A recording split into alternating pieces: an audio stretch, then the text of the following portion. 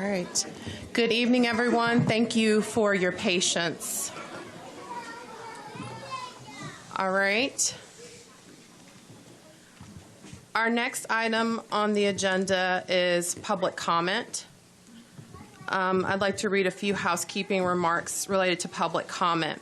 The board appreciates and encourages public comment. Board members will listen to the comments and may ask or make clarifying questions or comments, but there will be no general discussion related to the public comments. Since there is no work session items on the agenda, we will only have this public comment period for this board meeting. Public comments will be limited to 2 minutes with 1 point of adjustment that I will discuss momentarily. Additionally, tonight, we welcome our families and guests who prefer to speak Spanish or Mandarin. We are pleased to offer Spanish and Mandarin interpretation services. Interpretation will be provided consecutively, meaning we will hear a sentence in one language, and then the interpreters will repeat it in English. As a result, we will double the time limit for those speakers to 4 minutes. We kindly request that all speakers please speak clearly and at a moderate pace to allow the interpreters to accurately convey all information to the board and to our guests in the audience. When you are recognized, please come forward and state your name, and if you are speaking for an organization, please identify the name of the organization. All right. With that, we will recognize any teacher organizations, SIT, or student groups, followed by anyone who has signed up in advance, and finally, any other persons wishing to make a comment. Do we have any teacher organizations, SIT, or student groups who would like to speak?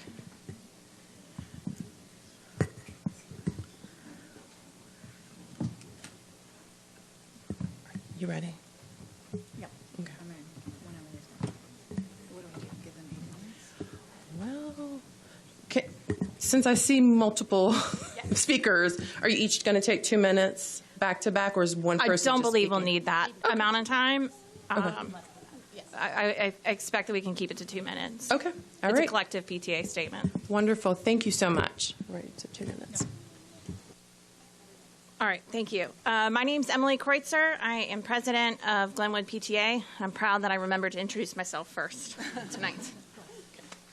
I'm Meredith Neese. I'm representing Mary Hooser and myself as the president of the Estes Hills PTA. I'm Mary Beth Prier. I am not the president of the PTA, but I'm standing in for her tonight for Tana Byrobe. And I'm Tiffany Engler, and I'm the president of the FSIS PTA. We all love our school communities and, of course, do not want them to close. We are speaking together tonight to show that we are also a larger community. We want our individual and school voices heard, and we also want strong leadership and decision-making from our board through this difficult process. To us, this means a few things. Please stay on the schedule recommended by the district. A careful but expeditious process will provide the stability our staff and teachers are asking for, will allow our communities to grieve and do the work to come together for the future, and will avoid deeper staffing cuts that could affect the quality of education district-wide. Delaying this decision further divides our communities, impacts staff morale, and threatens the core educational standards of our district. We know this is a financial decision. None of our schools are failing, and each is so special for its own reasons. Please use financially grounded data and criteria that align with the financial strain on the district. As a large community, this will help us to support the decision and move forward together in good faith. We trust Dr. Trice, and we are thankful for his leadership. We are trusting the future of our children's education with you, and we're thankful that you're taking that trust seriously. On our end, we are promising to build new welcoming communities for our children, staff, teachers, and families as our schools are reshaped through this process. No single school community will be the same, but with strong leadership from our board and our district, our children will all receive an excellent education in wonderful school communities with well-supported teachers and staff. Thank you.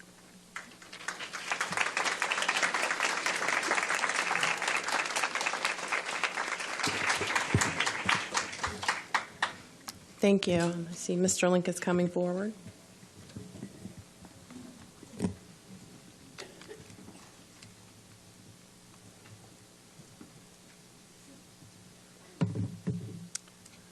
Good evening. My name is Brian Link, and I'm the president of the Chapel Hill Carborough Association of Educators. As it is now March, I would like to start by celebrating Women's History Month, and I hope this board will come forth with their usual proclamations, right, to honor all the amazing women, right, in our community, in our country, and around the world who do so much for us in so many professions, especially education.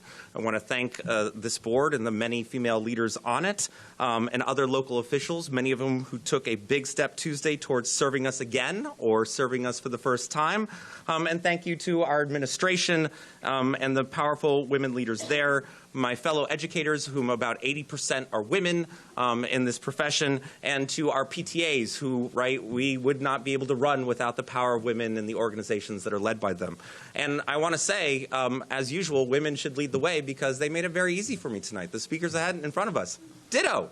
This is what we've been saying, unity. There was engagement, there is collective efficacy, there is social justice action, and ultimately with the healing there will be wellness. And so with my limited time left, I would just say the alternative is literally on slide 8 of the budget presentation, which we will hear at the very end of this evening, which is if you do not take this action, we are facing, right, immediate cuts. And you can see what that would look like. There are over 30 teachers who are going to have to be reduced just for reallocations from the reduction in population. And if we don't act now on the school choice with bold leadership, that number is going to be far greater, and it's going to happen far sooner rather than with the planning and runway that our administration headed by Dr. Trice will allow for, right, proper consideration to be heard. So with that, thank you to all the women and future women, strong girls in this audience, and I feel very confident that we are going to come to a collective decision that will bring joy ultimately to our community. Thank you.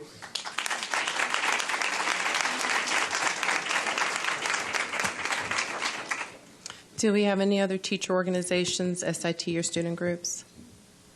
All right. Moving on, we'll go to our speakers who have signed up in advance. Right, thank you.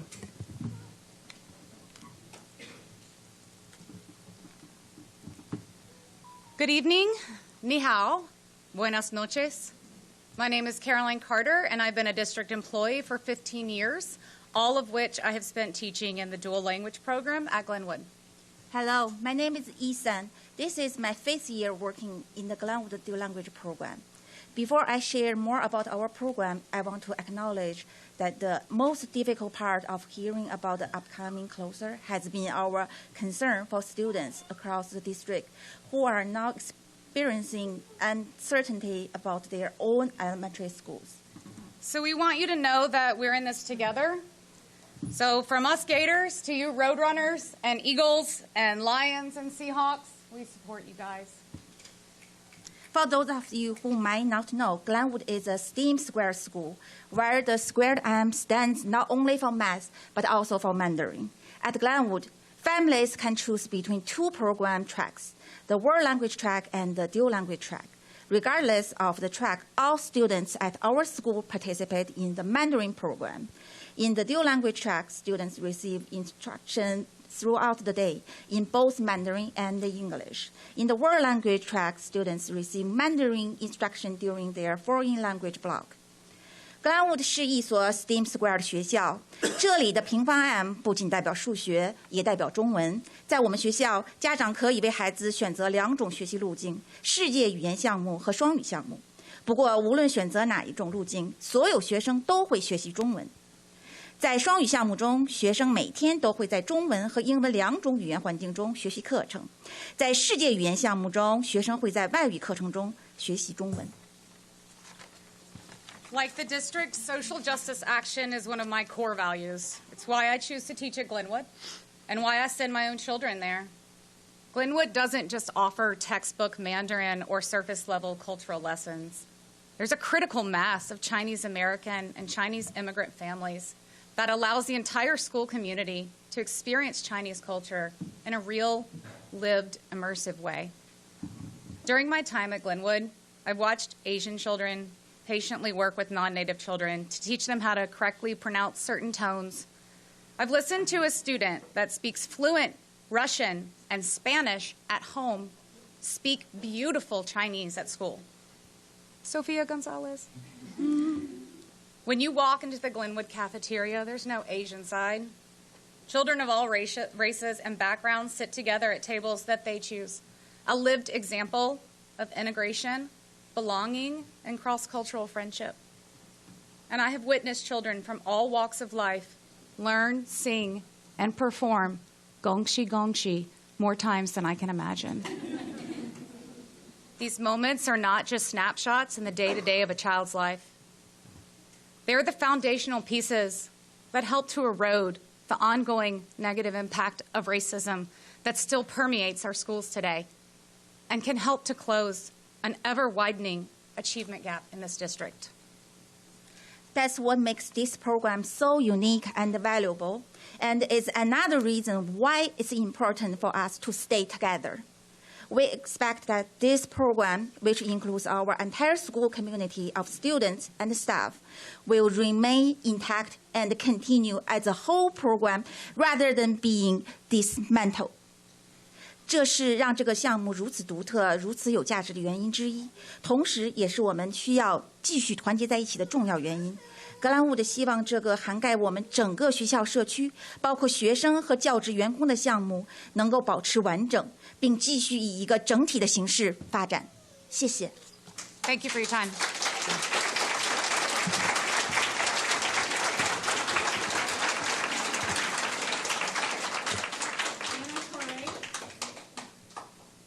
Followed by Tiger Song.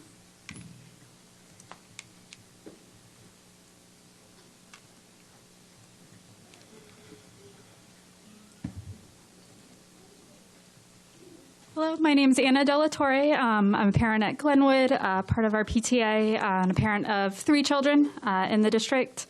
Wanted to just briefly say how much our program means to me and to our family.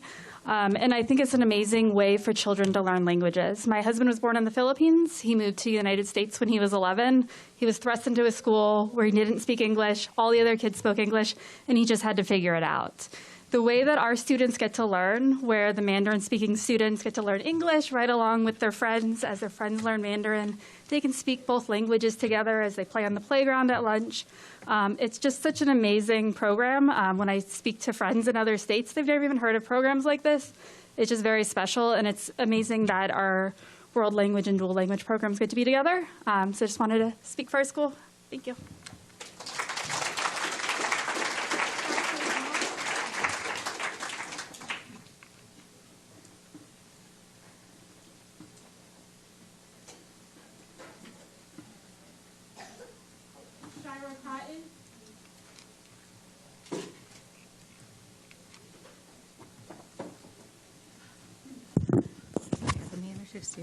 This is Shrey. He's a second grader at FPG. I think FPG should remain together in one school because we are the only fully bilingual school in the district. Also, FPG keeps a special Spanish-speaking community with people who want to be in community with them. We talk to each other in both languages so everyone is included. Your skin can be any color and every culture is welcome at our school. Miss Yelly, our culture teacher, teaches us about all of the cultures. Please keep our school together because it makes me happy to be there with my friends.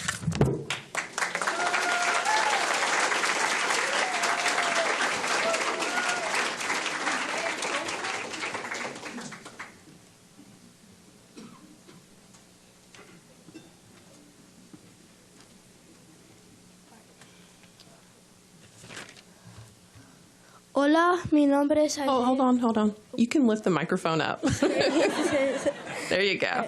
So, I'm just going to do Spanish and he's going to do English.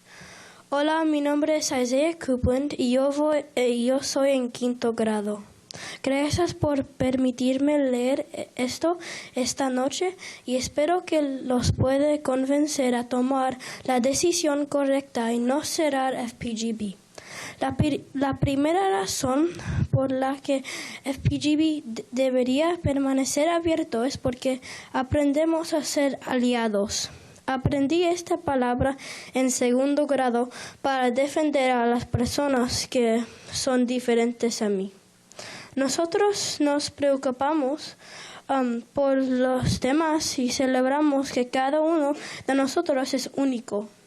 La segunda razón por la que FPG debería permanecer abierto es porque el acoso escolar no existe aquí, porque las personas de todas las culturas aprenden a apreciarse mutuamente. Un amigo se mudó aquí desde México el año pasado y tenía muchos amigos en su primer día. La tercera razón por la que debemos mantener el FPGB abierto es porque se siente como en casa. Se siente como en casa y es un lugar seguro para todos. Las familias que hablan español en casa pueden ser una parte cercana a la comunidad escolar y aprendemos el idioma que hablan nuestras familias. Mi amigo Manuel no pudo estar aquí esta noche, pero aquí hay una cita suya. No podría leer y escribir a un nivel tan alto en el idioma que habla mi familia sin FPG. La última razón por la que debemos mantener abierta esta hermosa comunidad de FPG es porque aprendemos a empezar con hola y no tener miedo de compartir nuestra voz y amabilidad con las demás. En conclusión, se llama la familia por algo. Puede ser que no estamos relacionados por el sangre, pero sí estamos relacionados por nuestros corazones.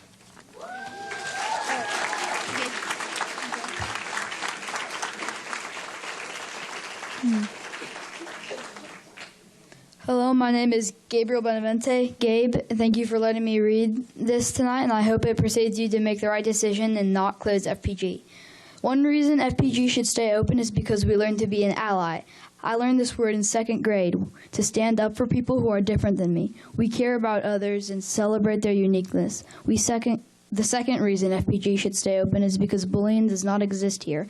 People from all cultures learn to appreciate one another. A friend moved here from Mexico last year and had a lot of friends on his first day.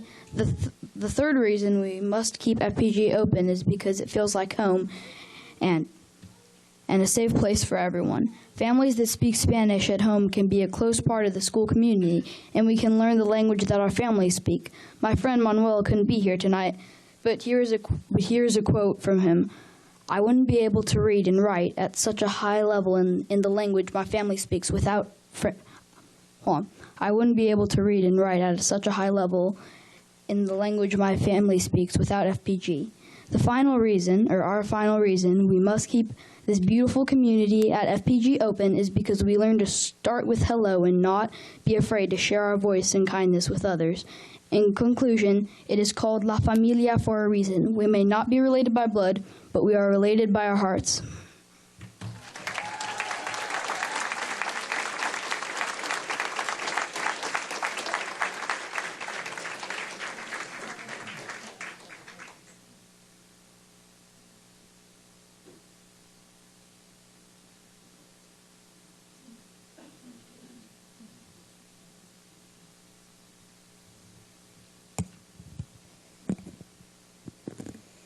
My name is Lucila Perez, and I'm currently a 6th grader at McDougall Middle School in the dual language program. Until last year, I attended FPGB.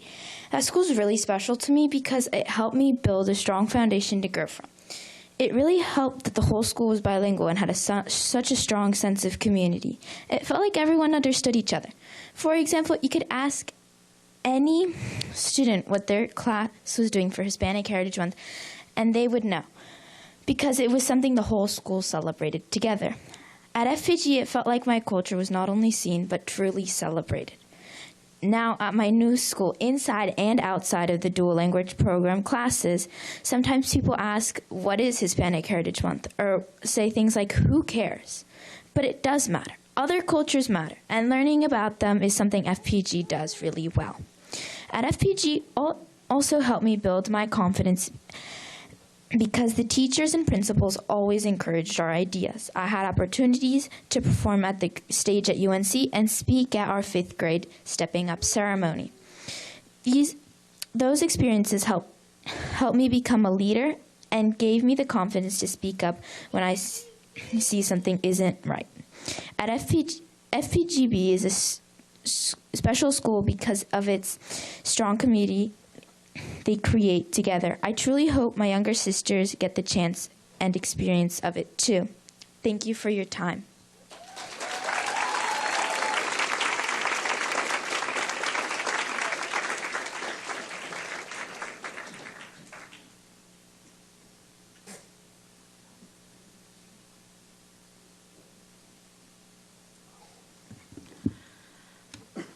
Buenas noches. My name is Rosa Maria Castillo Schilder, and my daughter is in kindergarten at FPG.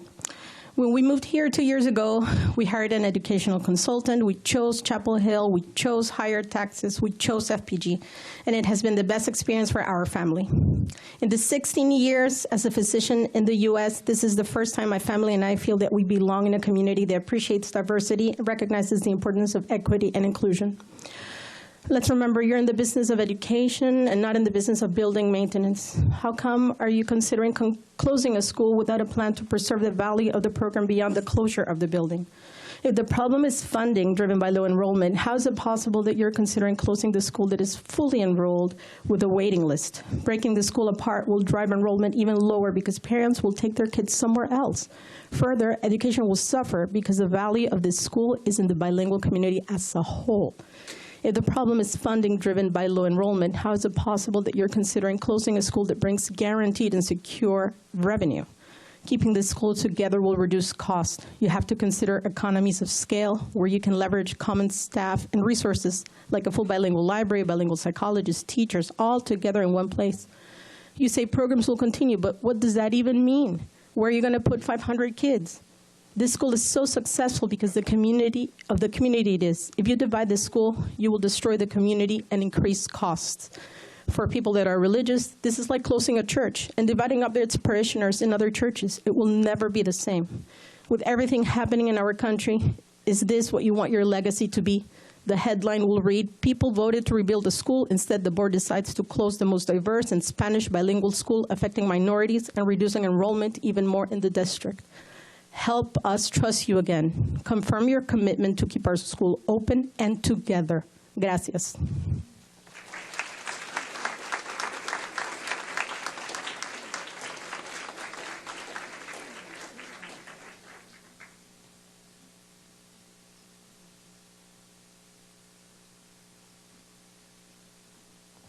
Hello and thank you. I'm Amanda Brady from FPG. I'm speaking as a teacher and also a mother, but I'm also speaking on behalf for many teachers and parents who are not up here. I carry the weight of their words also. We were encouraged last meeting to hear the overall public school support, and we want every school to see the best outcome. For FPG Bilingue, we would like to ask plainly that you please not break apart our school and our program. We ask that our fully integrated, cohesive, full school dual language magnet program be maintained. If our building is closed and we are not moved together into another one, the result will be a community purposefully divided and dismantled. The decision was made over 13 years ago to form exactly what we have now, a full magnet dual language school, and I'm fortunate to have been a part of it from the beginning. It came to be for the very reasons that we see a successful program today. For a true immersive cultural and language experience, elevating and honoring a culture. For the purposes of fully integrated curriculum, our BOOF units, our biliteracy unit frameworks, that center learning standards in reading, writing, science, and social studies around projects designed in both English and Spanish. And those require PLC collaboration with the entire grade level team daily, and also cross grade level language bridging. Also for the purpose of a bilingual staff at all levels, teachers, TAs, cafeteria specials, library, front office, clinic. For student support services offered in both languages, mental health support, behavior support, health services, social worker services, and ML staff. For the purpose of intervention and EC to be given in both languages. For school-wide social emotional content in both languages. And for school-wide programs and events to be culturally responsive in nature and authentic in execution. For cross-grade level activities like our compañero classes. Our full school dual language program that is well established and thriving will qualitatively suffer if we are separated from each other. We cannot divide our students. Our school has well established roots in this district, and we are bringing people to the district. Breaking that up would be counterproductive to our program and also to the enrollment decline. Thank you.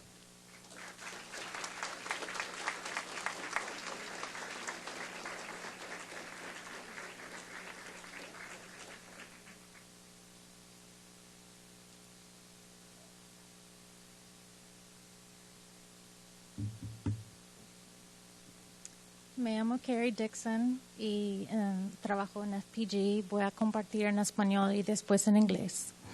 Unámonos en un espíritu de buena voluntad los unos hacia los otros.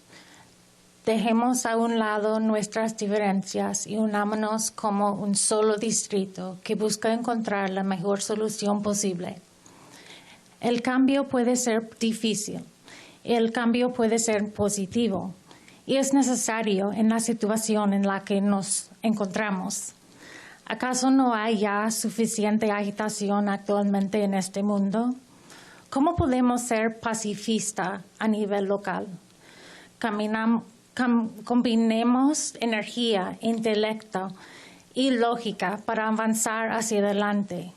Dejemos atrás la discordia y la confusión. Ellos nos están observando, los mismos niños de quienes esperamos que sean amables y generosos, en quienes y en qué nos podemos convertir juntos. Let us unite in a spirit of goodwill towards one another. Let us lay aside our differences and unify ourselves as one district, seeking to find the best possible solution. Change can be difficult, and change can be joyful.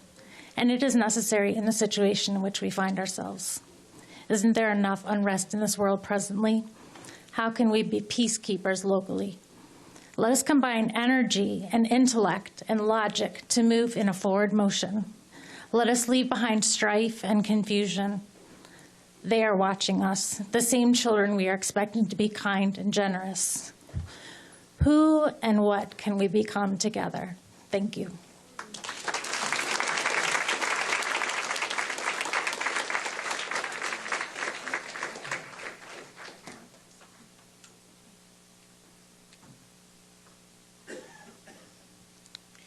Hi, I'm Jennifer Allred, and I'm standing on behalf of myself and all of pre-K teachers at Ephesus. As you continue discussions regarding potential school closures, we respectfully ask you that you carefully take consideration of the approximately 60 pre-K students currently served at Ephesus. Ephesus is a neighborhood school, and many of our students walk or bike to school daily. As a Head Start pre-K program, we serve families with low incomes, and transportation is a significant concern for many of our parents. Having a school within walking distance that serves low-income families is critically important. Many of our parents are already making difficult decisions about how to keep utilities on and bills paid. Adding the burden of transportation to another school creates an additional challenge that is neither practical nor equitable. Parents need accessible schooling options that allow them to walk their children to school and still make it to work to support their families. While redistricting to another school may seem like an option, it raises serious concerns about accessibility. Currently, approximately 2/3 of Ephesus pre-K students live within the walking zone of Ephesus. Without guaranteed transportation, many families may not be able to attend another site consistently, if at all. Pre-K is the foundation of the K-12 educational journey, and our team is committed to continuing the progress we're making with our youngest learners. Part of that is bridging the gap between pre-K to kindergarten. These are early years, they're critical, and Ephesus serves a large population of children at this essential stage of development. Ephesus holds deep meaning for our community for many reasons, one of which is our strong pre-K program. If Ephesus were to close, many of our students would be placed at a significant disadvantage if they must attend a different school. We respectfully ask that you thoughtfully include the impact on the pre-K population in your decision-making process for school closure. Thank you.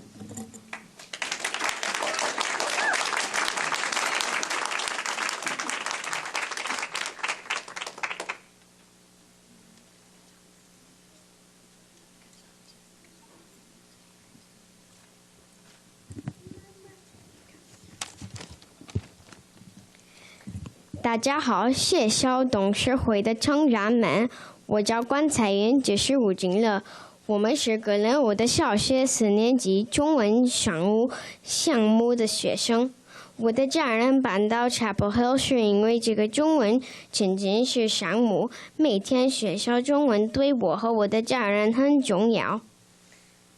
Hello, members of the board. My name is Juno, and this is my classmate Charlotte. We are 4th graders in the Mandarin Dual Language program at Glenwood Elementary. Charlotte's family moved to Chapel Hill because of this Chinese immersion program. Learning Chinese every day is very important to both of our families. It is one of the main reasons we chose this district.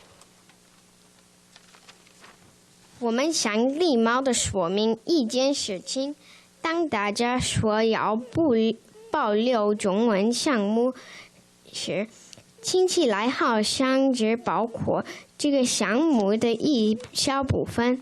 当格伦伍德的中文项目更大，有250名成绩是学生，他们每天有半天时间学习中文。非沉浸式班级也都有中文课，整个学校一起庆祝中国文化，比如农历新年、中秋节等。We want to respectfully correct a misunderstanding we have heard in the conversations about school closures. When people say they will preserve dual language programs, it sometimes sounds like they mean they will only preserve one small part of these programs. But Glenwood's Chinese program is bigger than the 250 kids in the immersion program. Half of our school has half-day Chinese immersion, but the entire school learns Chinese as a second language. And the whole school celebrates Chinese culture together, like Lunar New Year, Mid-Autumn Festival, and many other celebrations. 即使有中文背景的学生选择非沉浸式班级，他们还是可以从中文老师和文化活动中受益。这就是格伦伍的特别之处，它不仅是一个项目，它是一个完整的社区。Even though some students with Chinese heritage choose the non-immersion classrooms, they still benefit from Chinese teachers, community members, and celebrating their culture at school. That is what makes Glenwood special. It is not just a program, it is a whole school-wide community. 为了我们的学校技术成功，我们希望无论这个项目在哪里，都能保持完整。它吸引了像我们这样的家庭来到 Chapel Hill， 未来也可以吸引更多家庭到我们学校。谢谢你们。To preserve what has made our school successful, we ask that whatever this program continues, whether in its current building or housed in a new building, that it stays together as the full, rich community it is today. It brought families like ours to Chapel Hill, and it can bring many more families to our district in the future. Thank you so much for listening.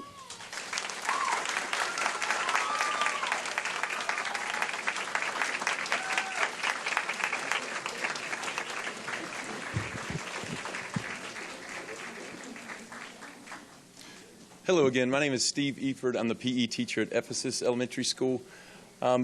As educators, we are leaders in our buildings, and as board members, you are the leaders of the leaders, and I just want to remind you that your words have power and influence, and your words have power to do great things and to inform, but they also have the power to do harm.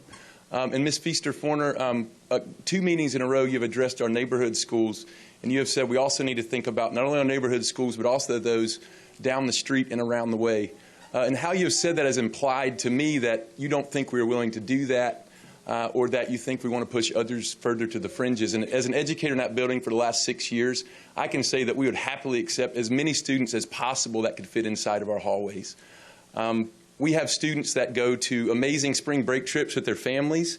We also have students that are worried on a Friday afternoon because they don't know where they're going to sleep that weekend. We are a Title I school.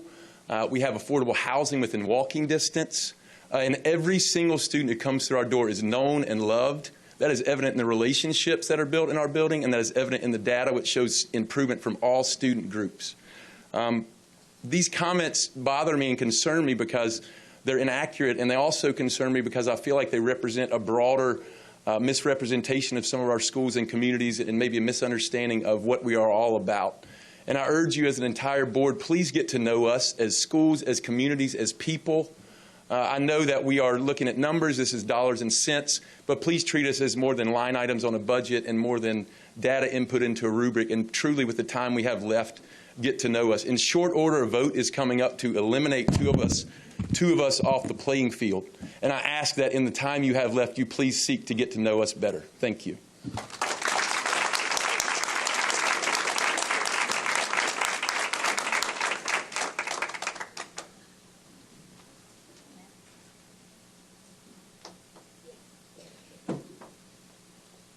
Hi, I'm Mallory Turner-Lowers. Thank you for your work on the criteria. I appreciate that the list has become more comprehensive, but there's still one major omission, which is housing growth. Right now, it's not being explicitly considered, and it needs to be. I know some people believe new housing won't come online fast enough or in large enough numbers to materially affect enrollment, but I don't think that's correct. Yes, Chapel Hill was anti-growth for years, but that's not the current reality. The pipeline has changed. New housing is expected to come online at a much faster pace over the next 3 years than we've seen in a long time. And this is not just about one or two projects.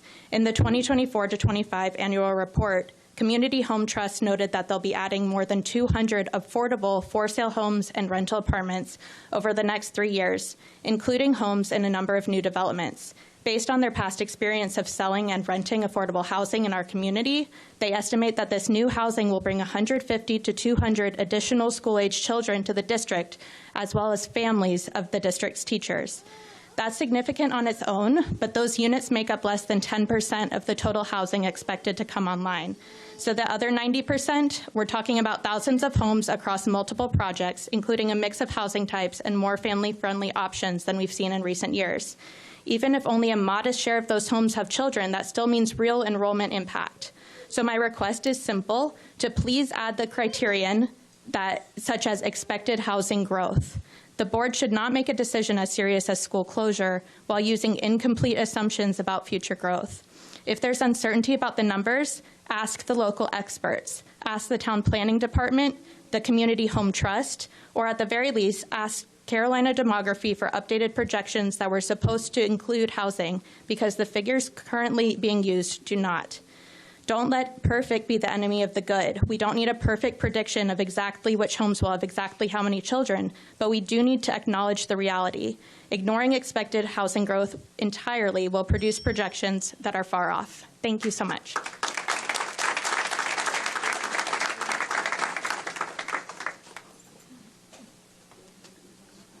Good evening, and thank you for the work you're doing on these criteria. My name is Melissa Maris.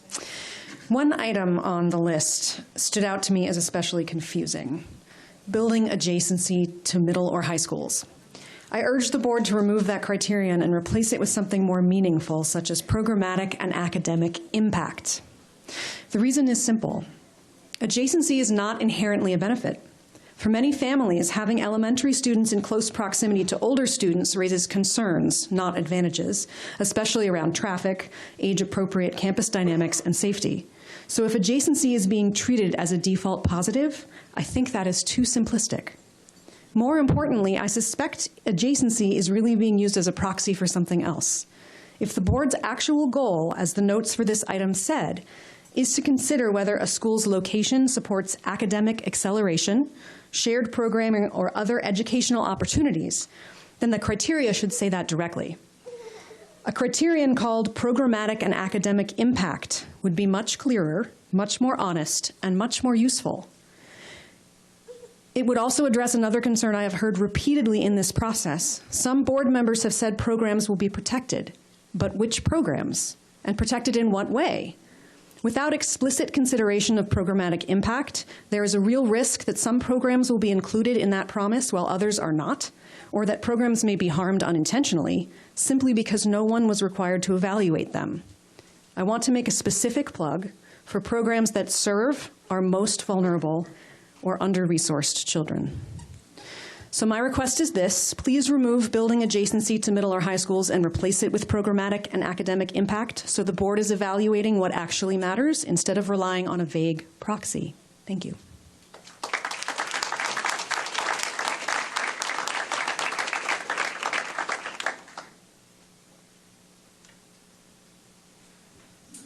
Good evening. My name is Caitlin Saunders. I've spoken with several of you.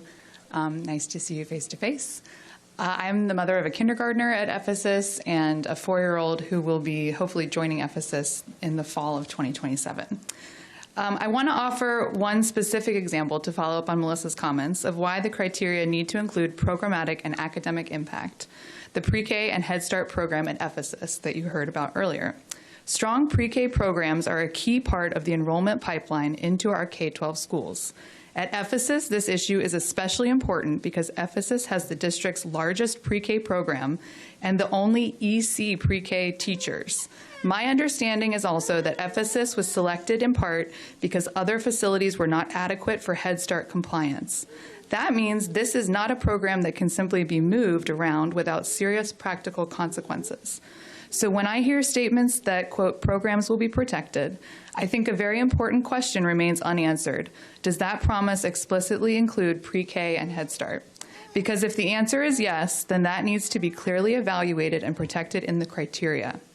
And if the answer is no, then the public deserves to know that too. This is why the board should adopt a criterion focused on programmatic and academic impact. Without that, essential programs can be overlooked. Not because anyone intended harm, but because no one asked the right questions. So my request is that you explicitly consider the impact on pre-K and Head Start, and that you add programmatic and academic impact as a criterion before moving forward. Thank you.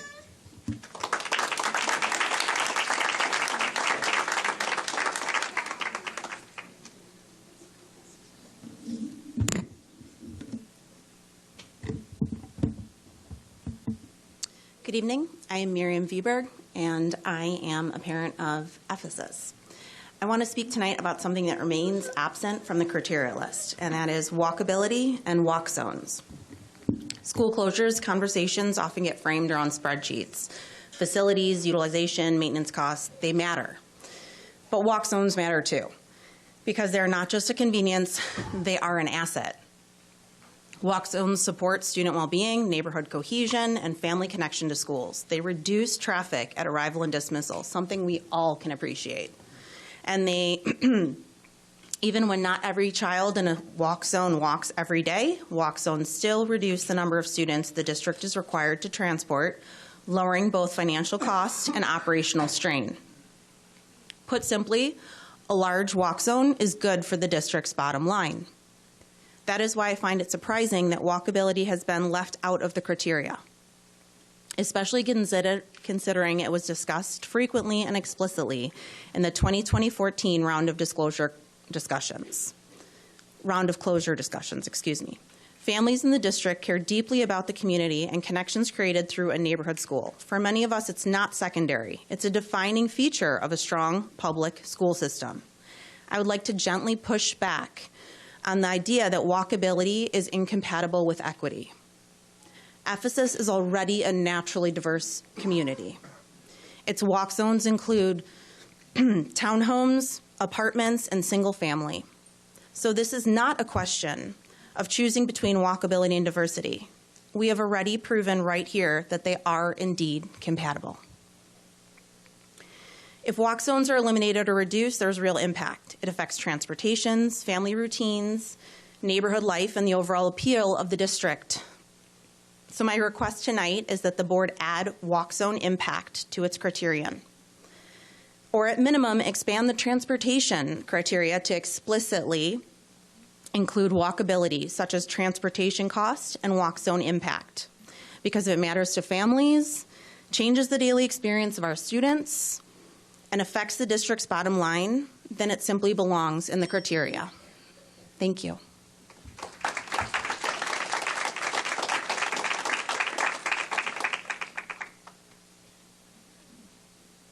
All right, hello, good evening. My name is Christopher Esposito. I am the father of 2 current and 1 future student at Ephesus Elementary. Thank you to the board, Dr. Trice, and especially to CHCCS staff for all of the effort that it's taken to get us to this point. I'm coming here to make 2 points, which I hope that I can make succinctly. First, regardless of the specific criteria that you land on this evening, I encourage you to apply them evenly to all 11, I did say 11 elementary schools, and do so transparently. I think that making your choice in this way is the only way to run a process that does not favor any one school. Some of those schools might fall out immediately, and that's fine, but going through the motions is a really important part of applying a standard, transparent process. So everyone in this room supports schools. I would wager that somewhere around 100% of this room voted yes on the school bond in 2024. We believe that voting for the bond meant we would not close any schools. We were told that these funds would be used to either improve our facilities or to build entirely new schools. You're saying now that there are too few elementary school students coming into the district, and the board cannot honor these commitments as they were stated. That may well be true, but we're in a new decision now, and this is a new conversation than the one from 2 years ago.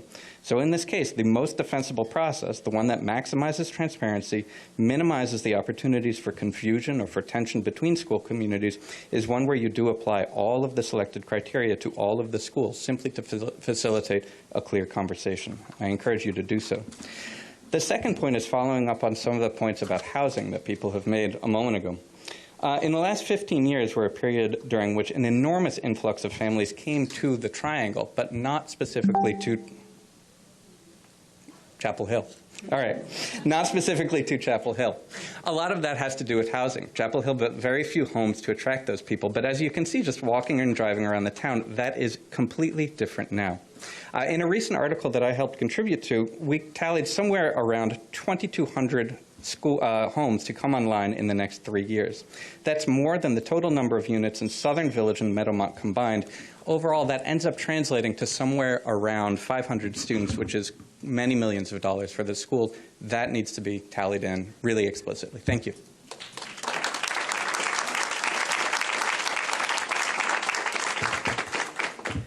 All right. Good evening. What you all do is really, really hard, but also really important, so I thank you for doing it. My oldest is a first grader at Sewell, and I love our school, but I'm here tonight because I believe in public education, and I want a thoughtful path forward for all students. Dr. Trice and others have described this moment as a crossroads, and so my question for you is, where are we going? Closures may help the current budget, but we need a long-term vision for a functioning school district. Will it improve the education quality?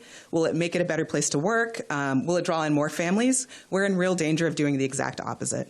Closures should be part of a comprehensive plan, but not the strategy. And it's troubling to close schools, disrupt communities, and lay off staff first, and then build a vision. I hate the analogy, but if my business is not doing well, and I cut staff and I close locations, that's not a long-term solution. It's a stopgap. And so to remain viable, we have to evolve and rethink our value proposition. We have more than 30 local charter and private schools that are attracting families for Montessori, nature-based, project-based learning, et cetera. We should be working to meet this demand with the incredible assets and teachers that we have in this district. For context, we came from Durham, where each school has a local base and a magnet program that draws more widely. So a school like Sewell that offers pre-K and is surrounded by protected forest could use its outdoor classrooms, gardens, critter corner, and offer something unique. Programs like these benefit current students and attract families that are currently choosing to go elsewhere. We've seen the successes and benefits that are provided by our language programs. That's just one example of what we could offer. And so this is our chance to reshape the future of our schools. I urge the board to make closure decisions within a broader plan and to consider the future we want to build for our learners beyond just buildings. Thank you.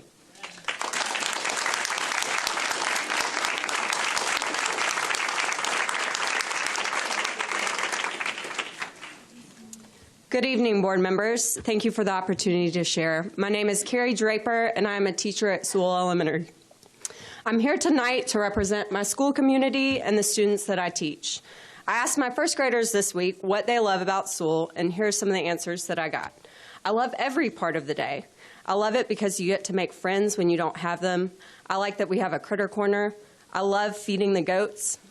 At the end of the day, all of the schools up for closure have things that we love about them and make them unique. This is a financial decision, as so many people have said, and anecdotes we know won't determine who stays open and who closes. Having to close schools is not unique to just Chapel Hill. This is a reality that many districts face around the country. I ask that you look at how other states and districts have handled school closures successfully and use that as guidance in this process. I ask that you objectively use the criteria that you've selected here tonight.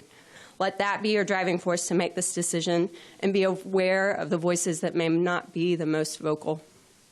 While this is a financial decision to make, it is deeply emotional and personal. Change is necessary, but it is also difficult. Our schools are places where we spend a large portion of our time for both adults and children. It's where we form memories and relationships. Uncertainty is difficult. I ask that you give us plenty of time and are honest about the processes that will happen when schools close. Be upfront about redistricting, staff jobs and transfers, and all of the things in between. At the end of the day, as schools are consolidated, we will have to go to school and work with other school communities, some of whom are fighting for their school to stay open and are experiencing the same uncertainties. I ask that as a board, you set an example of integrity and unity that our families and staff can follow. I stand in support of Sewell, and I thank you for your consideration.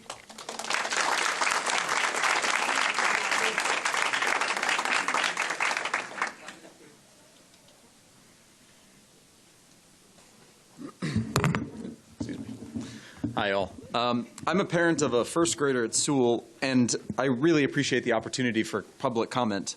But it is important to recognize that being here, speaking in front of you all, requires folks to arrange childcare, miss bedtime, miss work, and some who come from immigrant backgrounds at this time fear speaking in public. So tonight, I'm here speaking for one member of the Sewell community who has voiced this concern. So here is their comment. My children have been attending Sewell for the past 4 years. The environment where they can interact with nature and animals is truly special. It is also wonderful that the school is located next to the middle and high schools. The teachers and staff warmly welcome students from Asian countries like ours, and that inclusive environment means so much to us. Everything about Sewell has been wonderful. Our children have grown into kind and hardworking students. They love their school, their teachers, and their friends very much. We sincerely hope that this wonderful Sewell Elementary School will continue to be an irreplaceable place for many diverse children in the future. We believe that Sewell is also one of the important reasons why people from all over the world choose to come to Chapel Hill. Thank you.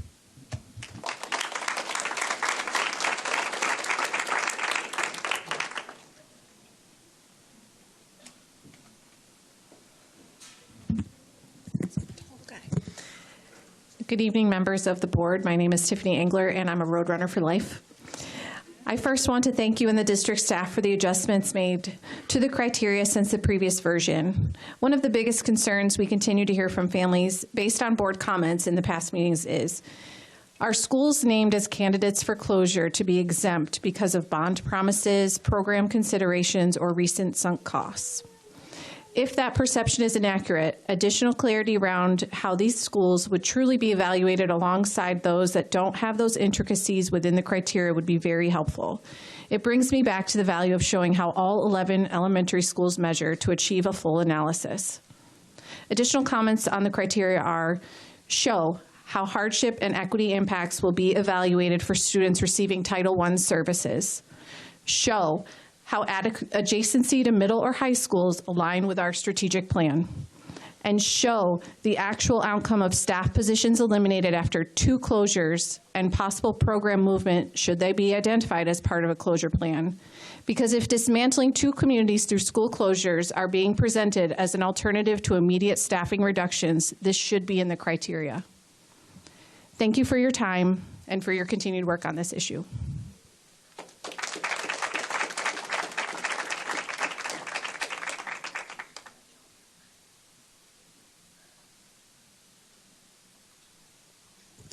Good evening. My name is Darsh Kathari, and I'm a parent of a second grader at Sewell Elementary.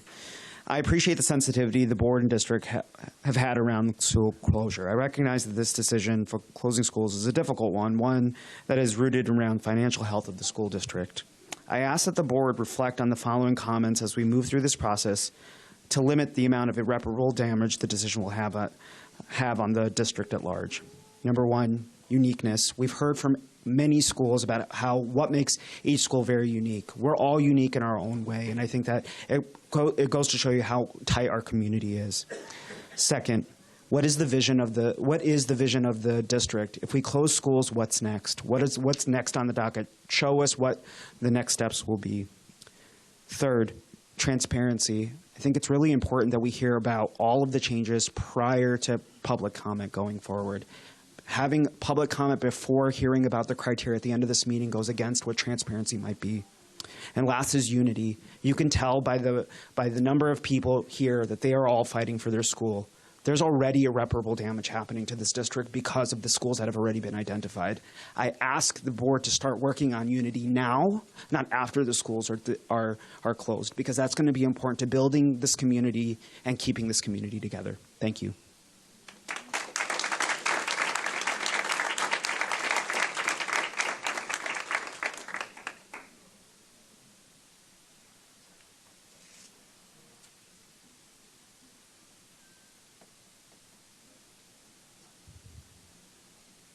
Good evening. Thank you, board members and Dr. Trice. I've been to several of these meetings now, and I really appreciate all the time that you guys have put in. I think I'll echo a lot of the things that people have said here. We want this decision to not be reactive, but as productive as possible. And I think a lot of us would like to avoid having to do this anytime in the near future, so it has to be financially impactful. And I think, I know there's hard decisions you guys have to make, but we have to make it count. And I really appreciate all your time. And I know we've talked about our schools, but I do love to hear more of the community building here. And I think if we follow the criteria that you guys have set, and the criteria speaks for itself, that in and of itself will start the healing. So I appreciate your time. Thank you. Is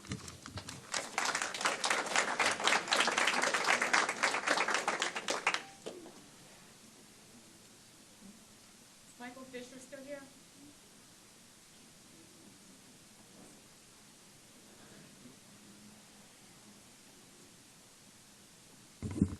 Thank you. Good evening, ni hao, muy buenas noches. I think you can tell from my accent that I didn't benefit from a world language program as a child, but I want to talk about my daughter who's a kindergartner at Glenwood and my 4-year-old who asks every week when she can start at Glenwood. And I just wanted to tell you that my daughter Ellie is thriving at Glenwood in the world language program. So she's not dual language, but she gets Mandarin every day. She gets specials every day, and she's thriving. She's getting incredible support with math, that I wish I got when I was her age. And this is a kid who never wanted to put her shoes on, and all I have to do is tell her that she's going to be late for Glenwood Gators, and she can't wait to go get her shoes on and get in the car. And this opportunity is unique in the district. I don't know of any other places that have both a dual language and a world language program combined with STEAM for all students. I feel incredibly blessed to have this opportunity, and I definitely support any initiative to retain and enhance this kind of exceptional education that we have with our dual language and our world language and our multilingual magnet programs here in the district. And I don't have an answer for you. I just know that I don't want to tell my daughter that we can't go to Glenwood Gators anymore. I don't want to tell her that she can't learn Chinese with Mr. Ma, that she can't do STEAM in her specials anymore. So I'm just urging us to find a way to maintain all the aspects of the program, the inclusivity of what we have, do what we have to do to change buildings, systems, funding mechanisms, district maps, get those new families into affordable housing, and get those additional voters for a future bond issue. Do what we got to do to fix the shortfall while retaining all these great services and programs at these institutions, not parceling them out, not piecemealing them, and not doing anything to disrupt the inclusivity and the wonderful opportunities that we have here. Thank you.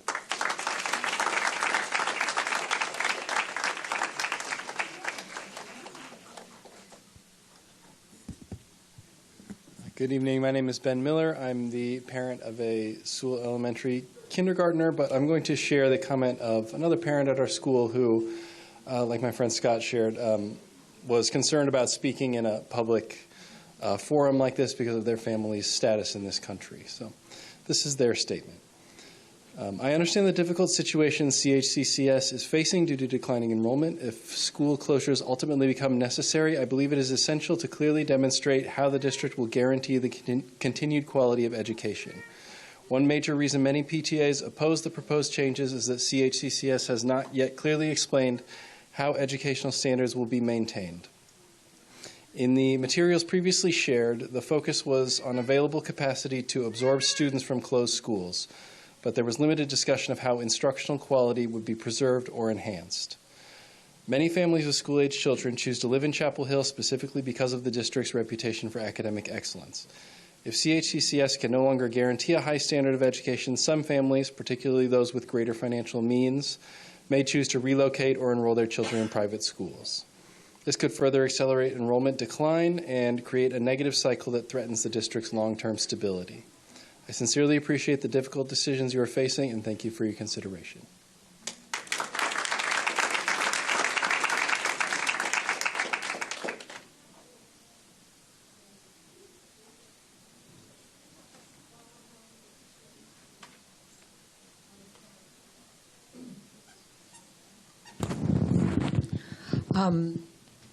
Good evening, members of the board. My name is Tongdo Wu, and I'm the parent of a student at Glenwood Elementary. Speaking from my own experience, my son Xavier, it's a very, very personal and specific experience. So he can now crack jokes and express himself confidently and easily in both English and Chinese, something that still amazes me. And because as a first-generation immigrant, I often fumble, as you can see right now, with my words when speaking publicly. Our family has become deeply integrated as part of the Glenwood community. The teachers, staff, the students and the family support one another and create an environment where children feel confident, safe, and encouraged to grow. I respectfully ask the board that any decisions about the school closure be made with transparency and clear, tangible criteria that the community can understand.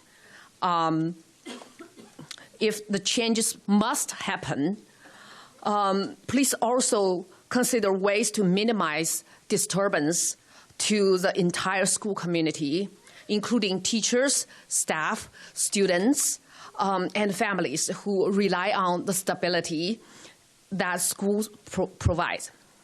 Thank you for your time and for listening.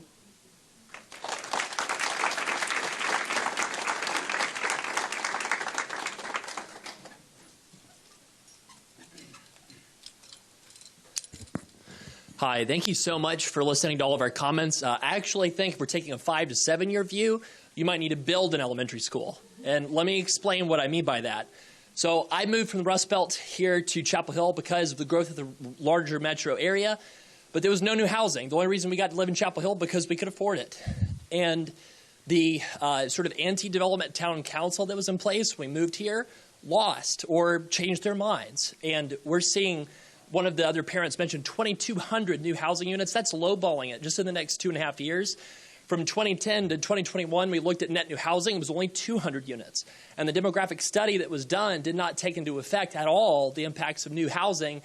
And just the other day in Estes Hills, a 700-home Weaver Dairy complex got approved 8-1. There's never been more momentum in this community for housing to make it more equitable and fair for all and not just wealthier people that can afford to live here. So I just think that before you close any schools, the new development impacts of a pro-housing town council and just talking to that council about, hey, we need to get X number of new students. Let's look at that new housing projects that we could do to bring all kids here that deserve a great education and not have to close any schools. But if one does have to close, just listening to the people in this room, if all of the programs can be preserved, because I hear from everyone wanting to preserve the programs, if you did close one school, one of the board members mentioned the harmful past history of Glenwood being associated with segregation. And I think also the lack of a walk zone for Glenwood would make that one the logical school to close if you kept all the programs. I think you could keep all of the programs and close that one school. And then financially, in 5 to 7 years, with all of the massive new housing coming on board, I think that you might need to add it back just because of all kinds of things like Carolina North that it's going in. That's right next to Sewell. So I don't think anybody's school really should be closed from a 5 to 7 year window. I understand the short-term, funding constraints that are, you have to deal with. But one school might help with that. Thank you.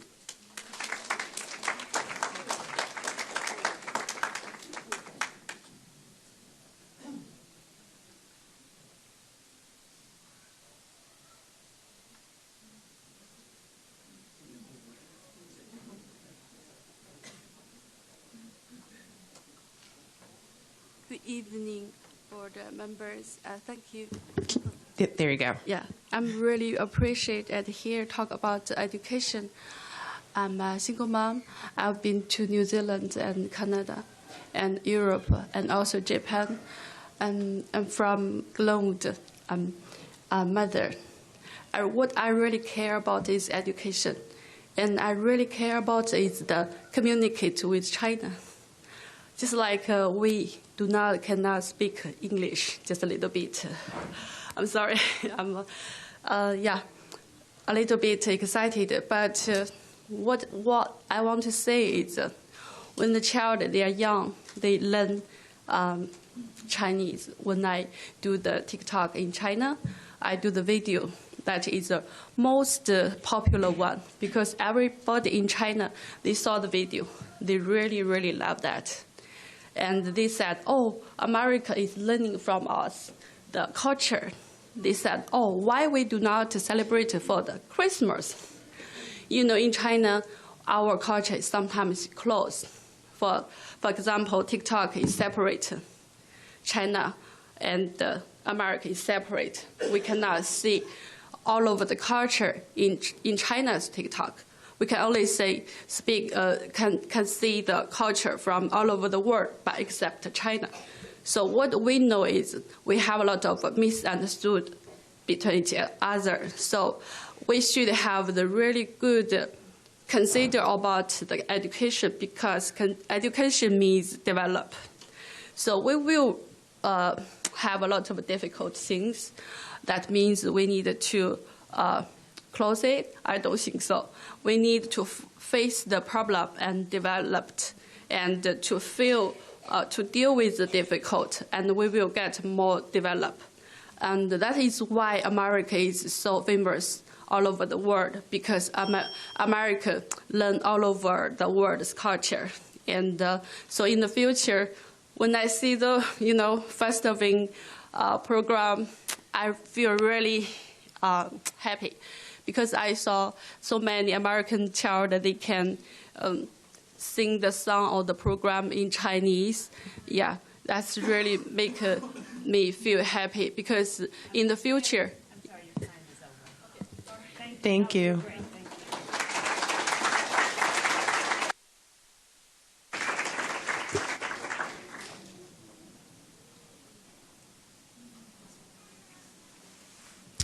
Good evening. Thank you for the opportunity to speak.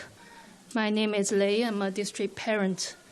I have one question. As the board consider the study criteria and scope tonight, when the district says academic programs will be preserved, what does that mean in practice?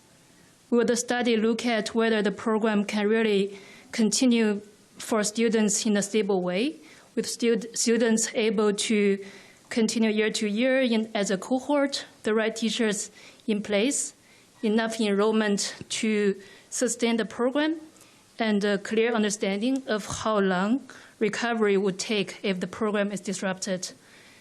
I ask because keeping the name of the program is not the same as preserving the program for students.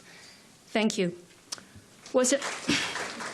我想问的是，如果学区说一个 academic program， 也就是教学项目会被保留，这具体是什么意思？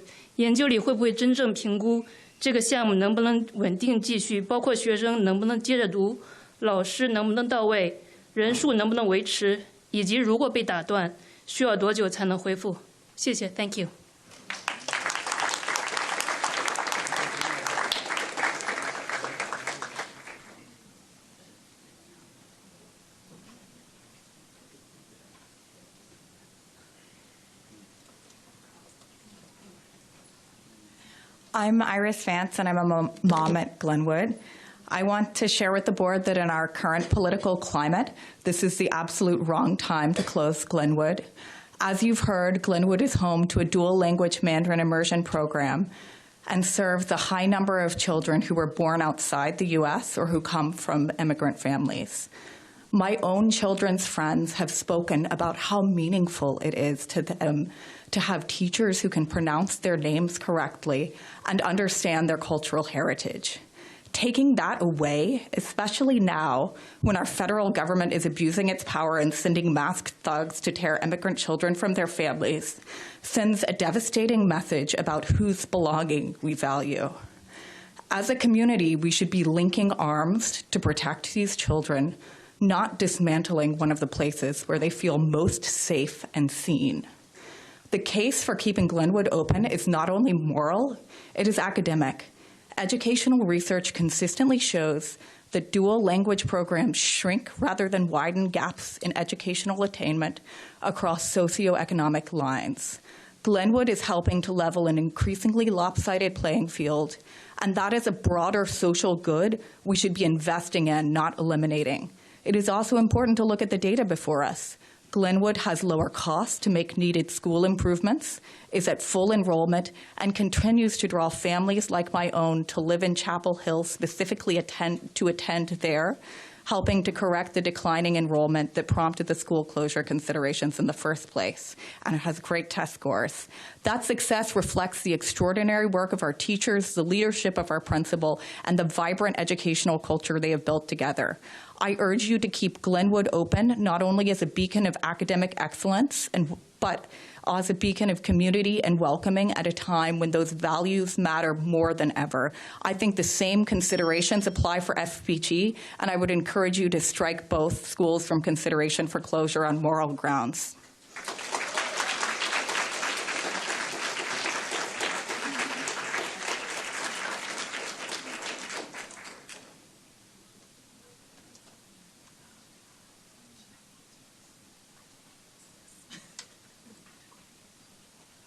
Hi, good evening. My name is Molly Chen. I'm a parent from Glenwood. So this week I was actually talking to an old friend. I'm from San Jose, California, and she mentioned to me that our elementary school was closing, along with 5 or 6 actually in our district in San Jose. And I was like, oh, we're kind of experiencing something like that here in Chapel Hill. And she's like, well, you know, declining enrollment, old buildings, like a lot of the same factors. And I know across the U.S. we're dealing with a lot of the same things. But what really struck me about my conversation with my childhood friends was I was like, what happened to the Safeway next to, shopping centers and different local businesses? And sadly, I think what is happening is that a lot of local businesses and a lot of local communities, playgrounds also close because naturally that's a consequence of closing a place like an elementary school. I know these are really hard decisions, so that's not really what I'm up here arguing, but I do wonder, since there's been a lot of conversation about what's happening with the bond that we voted for, why aren't we possibly considering putting a bond for to vote and avoiding the closures for now? Because I do wonder if, I'm driving by Glenwood Elementary and I not only see that Glenwood is closed, but I see the businesses around there closed and the gas station's closed, and, it just becomes an empty space. I will say one of the elementaries that closed, what took place in its substitute, a golf course. And that's a very different feel from an elementary school. So thank you for all of your work, and thank you for all your time.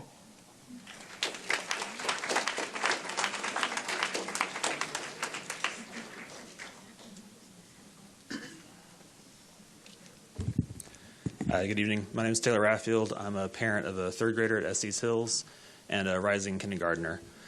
So I just wanted to talk a little bit in my allotted time about uncertainty and the uncertainty that having these decisions made and then unmade and then made again and then discussed again over and over again, the impact that has to not just parents and all the parents in here, but also to staff, and not just parents and staff, but also to potential parents.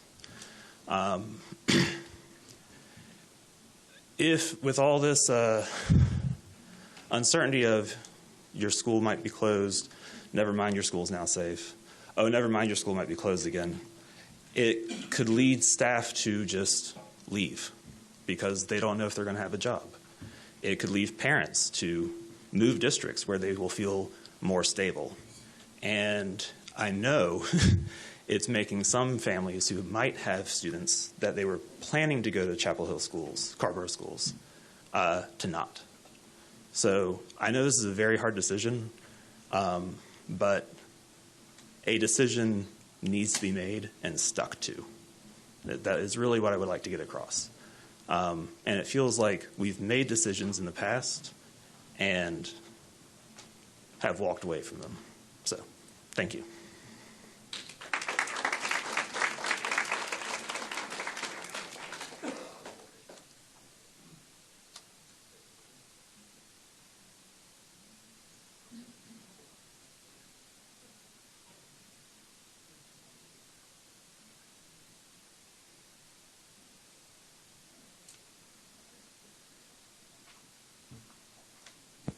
Hi, this is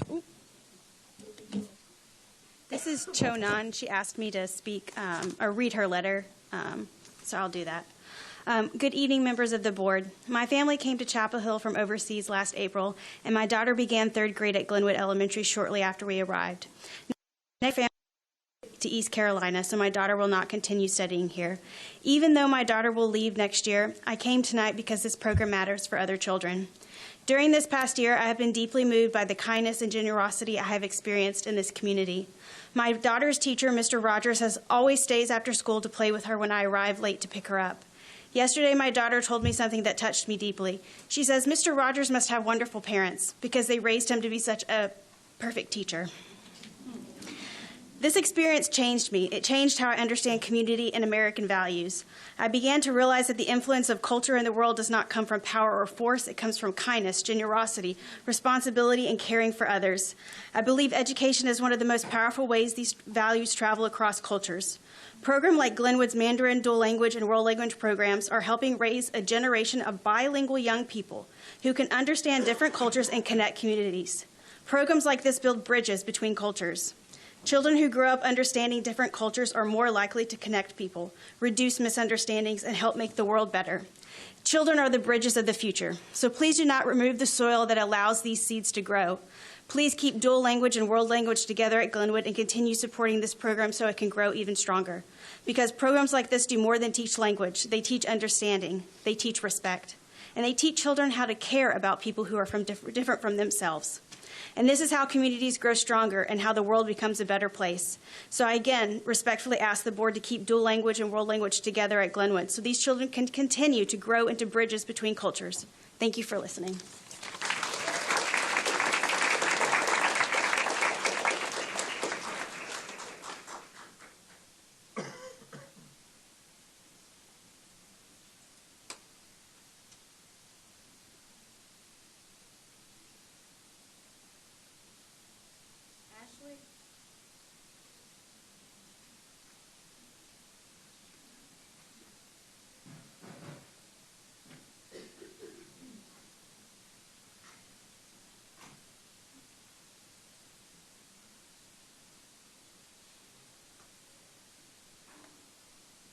Hey, good evening, y'all. It's good to see you guys again, and thank you so much for the opportunity to speak tonight.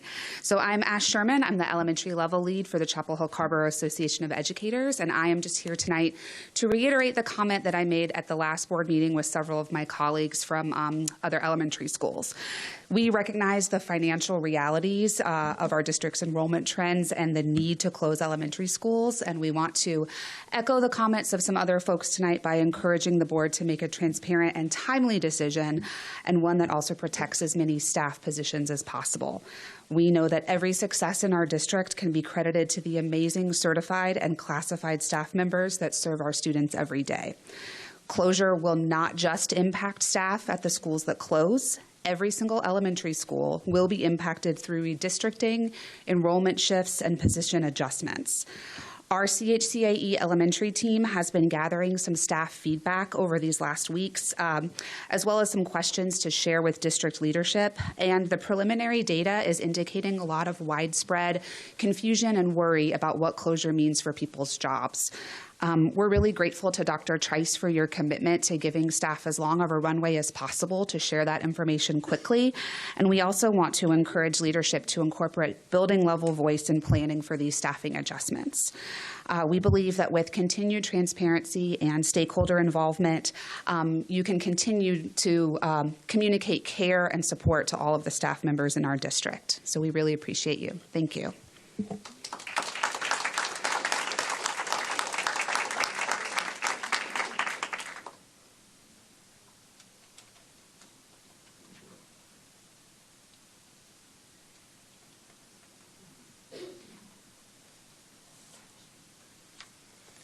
Good evening. My name is Liz Barber. I'm the mom of 2 kids at FPG, and I have 3 things. I'll try to keep it pretty quick. One is I'd like to thank you all for your willingness to make what's a hard decision.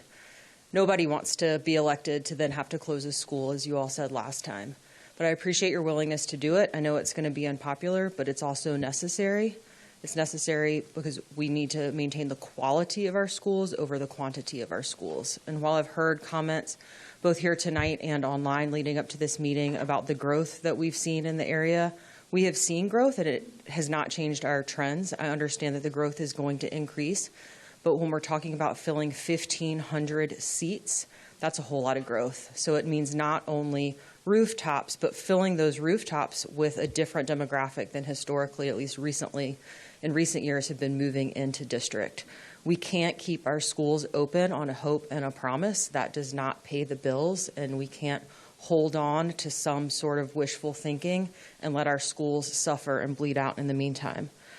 Second, I hope that you all don't discount the really good, hard work that you and your predecessors did around the bond. I recognize the bond decision and this decision are not one and the same, but when we're thinking about closing schools, it would be wild not to start with the list of schools that we've already recognized the buildings have to be closed. So please don't take a step back. Please honor that work and stick to the schools that we recognize that the buildings no longer serve the students. Last, I want to talk to FPGB, which, as I said, I have 2 kids there. You all have said that you're not going to close programs. That makes sense, right? The FPGB as a program, it is full, it is popular, it keeps kids in district and actually brings families to the district. But something that's unique about FPGB is it is a school and a program. So I don't understand how you can at the same time say we're going to keep the program open but consider closing the school because they're one and the same. Thank you so much.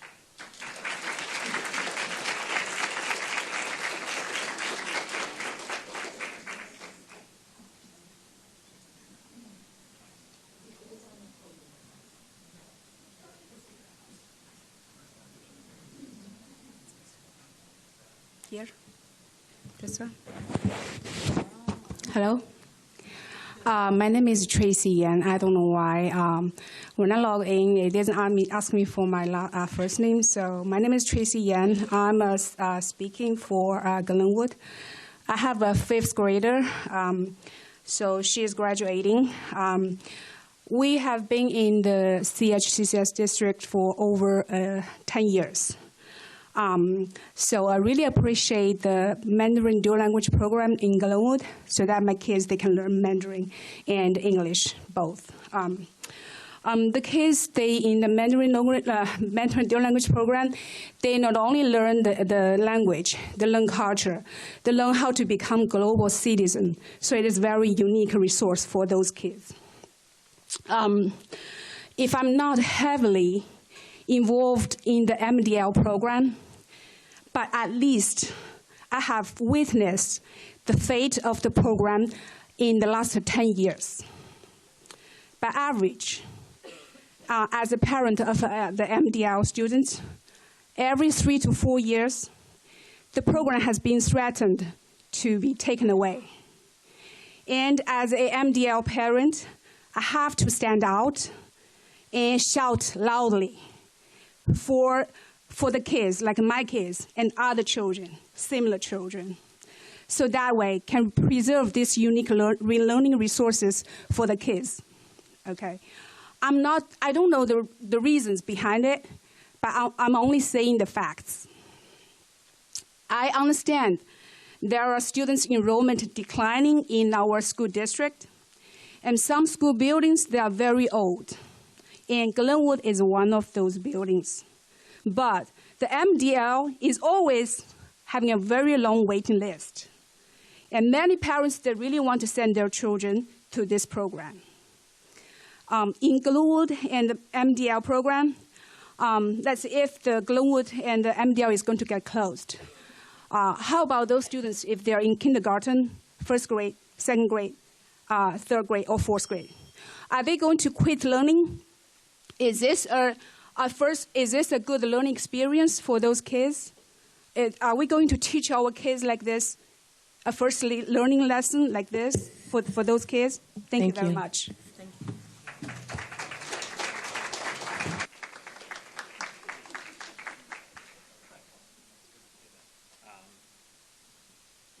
All right, I've written, I don't know how many different things, but I've landed on one. First, I want to say thank you all for being here. Seriously, thank you. I couldn't do your job, being in your position. To be sitting here and listening to story after story and people sharing their hearts and their minds, that's got to be hard. So thank you for hearing us and listening. We appreciate that. Thank you to you all for being here.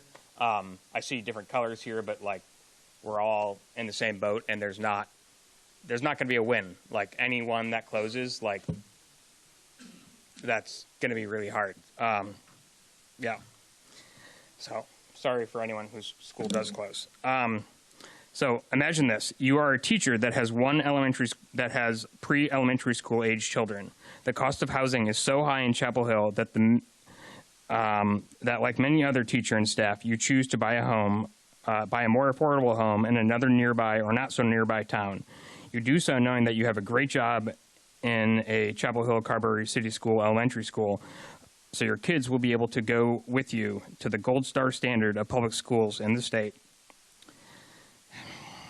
After a few years, or heck, while under contract on that home, you learn that 1 to 2 elementary schools will be chosen to close out of 3, then 5, then 3 to 5. Will there be a spot for you? Can't see through tears. Will there be a will there be a good spot for you at one of the other elementary schools if yours closes? If you are a specialist teacher, is there even just one potential opening with even the next few years for you in the system? Did you make the wrong decision to move? Is your school going to close? Is it going to close in 27, 28 school year, 28, 29? Should you bail now and find another job or start a new career? Should you just quit and go to grad school? How is your family going to make it if you lose your job? If your school closes and you can't get a position in another school, what does that mean for your kids? And on and on and on. Tears, sleepless nights, anxiety, silent screams inside your head.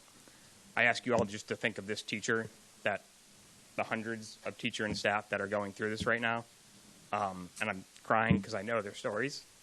And just ask you to think of that. Thank you again for being here. I know it's hard. Thank you, Alex.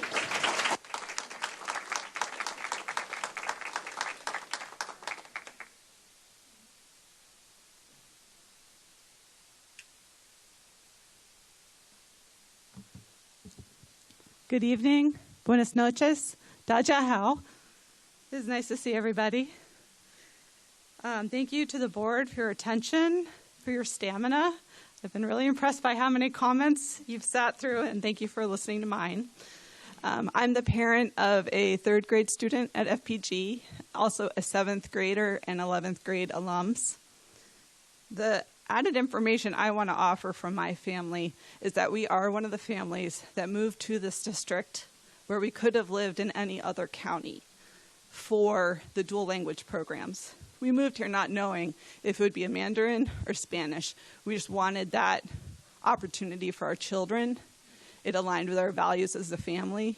We loved that this district had that value. And what I ask is that while you're considering your decisions, you also publicly declare that you're going to maintain or even strengthen our dual language programs. We made our decision to move here when we had a 4-year-old and a 1-year-old. And so there's families out there with 4-year-olds and 1-year-olds that are probably trying to look at what's happening here and decide if they should make that bet to move to this district. We made a pretty big family sacrifice to move here. It was more expensive. We had to go for a period of time between homes to make it work. And so I ask that you all declare this as soon as possible so that families seeing headlines now aren't hesitating about whether they would move here, and that leads to an enrollment problem that's even worse. I could spend a lot of time reinforcing the amazing comments I've heard about the culture, the language, the beauty of being part of these schools. I feel so lucky to have had this experience. And I'm so thankful also to the teachers of our entire district. You are what has made this a thriving place for our families and our students across all these schools. Thank you.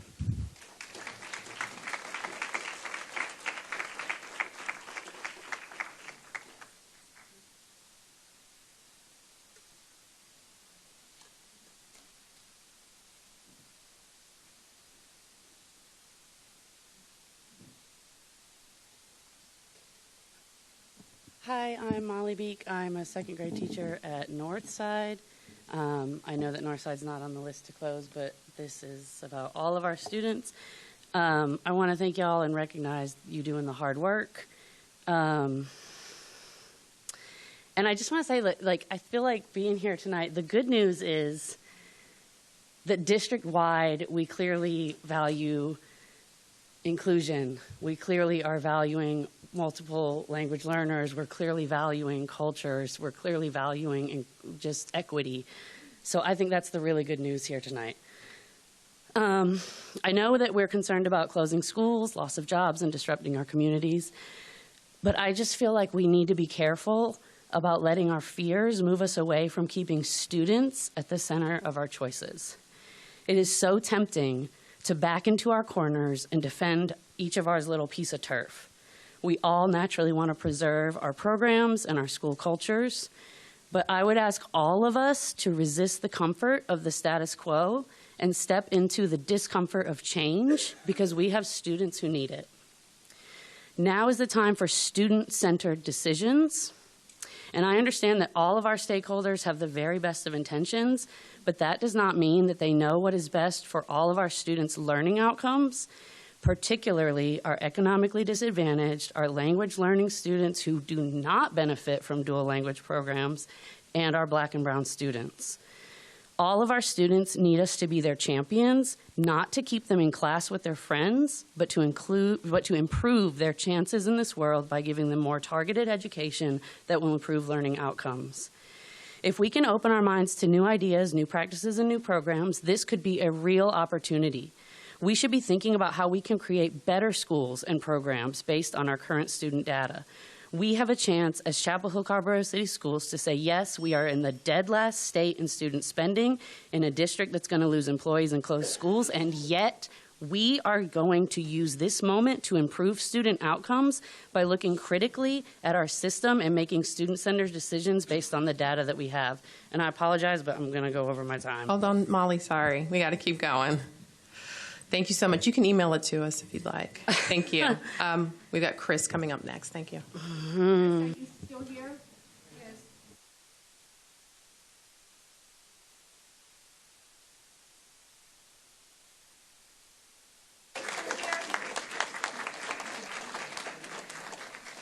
Is William still here? William Ray?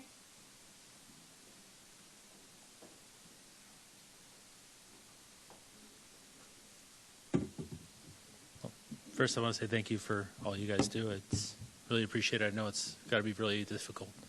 So my name is Chris Calderella. My child is a kindergartner at Sewell Elementary, and the education my child would receive here was a big deciding factor for my family moving here.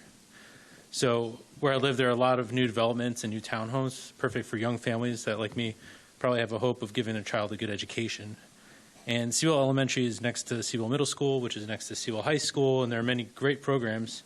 For instance, there's one program where the kids from the high school come and get teaching experience with the kindergarten class, at a real school. So while you can try to preserve programs, in many cases, it may only be a name. So closing Sewell Elementary eliminates this program no matter how hard you try to recreate it, because there's like a bond there between those students. And I mean, you can't recreate proximity. It's because all those schools are right next to each other. And I think this applies to closing any of the wonderful elementary schools that we are lucky to have here.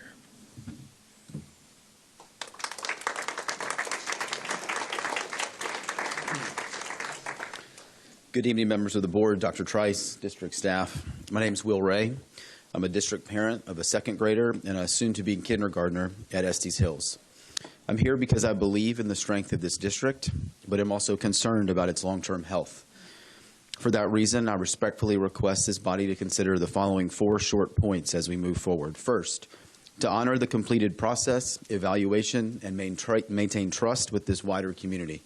In 2024, the board discussed closures as a part of the bond process and made unanimous decisions under formal agenda items with a thorough evaluation and public engagement.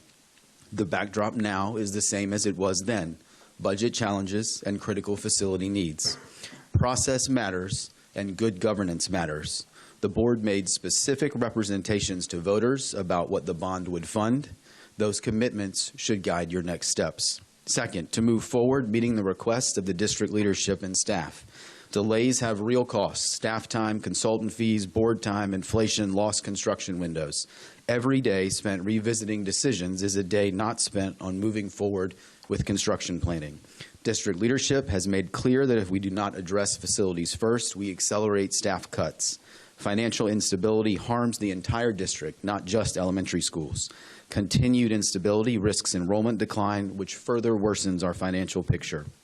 Third, to give district leadership the runway to succeed. The district needs stability after significant transition. We have the right leadership in Dr. Trice and staff, and continued reversals or uncertainty undermine his leadership credibility. He and the team deserve clear and consistent direction from this board to support early and long-term success. Supporting our district administrators and listening to their advice matters. Fourth, to prioritize sites that maximize flexibility and alignment with future growth and development. Alignment with town and county growth plans is essential. Anticipated residential development, UNC expansion, affordable housing expansion, and infrastructure investments should inform where the district anchors its elementary schools. Thank you.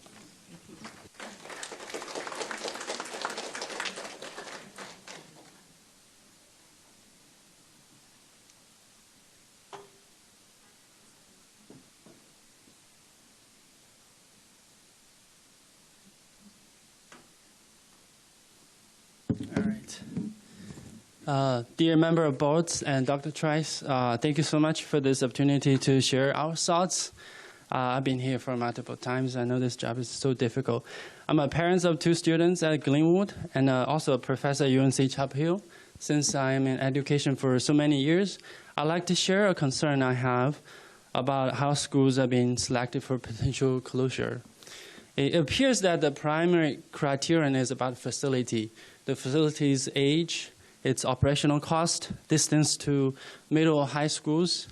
While that is clearly an important consideration, I also worry that this approach risks overlooking something that's even more critical: the academic quality, reputation, and the unique culture of those buildings are hosting right now. Because of this criterion, our oldest and best schools are on the list to be closed. According to U.S. News and World Report, Glenwood ranks about 98 in North Carolina, and Sewell ranked 55 in North Carolina. They're not struggling or underperforming schools. They are among tier elementary schools in the entire state. This makes them the most valuable asset for the school district. In particular, Glenwood Elementary offers something truly special and difficult to replicate. Glenwood STEM program integrates science, technology, engineering, arts, mathematics, and mentoring through hands-on project-based learning. Students develop creative and analytical skills while gaining exposure to Mandarin, a character-based language that supports brand development and prepares students for a global connected world. This program, it takes many years of careful leadership, teacher development, and community trust to build.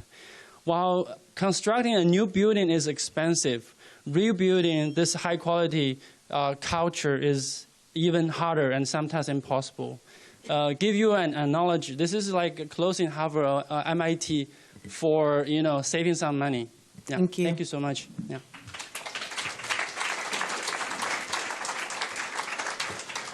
Okay.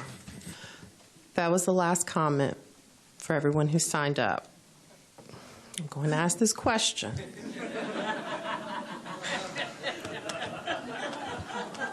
Because it is on my computer screen. Is there anyone else who did not sign up who would like to make a public comment? I would ask that you all please line up over there. This is the last call for that, okay? Thank you all. All right, please make sure you state your names. Thank you. So this is David from the Glenwood Elementary School, 5th grade, and I will tell my perspective on the case. First, I don't want the Glenwood Elementary School to be closed because I have a lot of friends there, and another reason of mine so I don't happy for it to be closed is that my little brother and sister are being there too.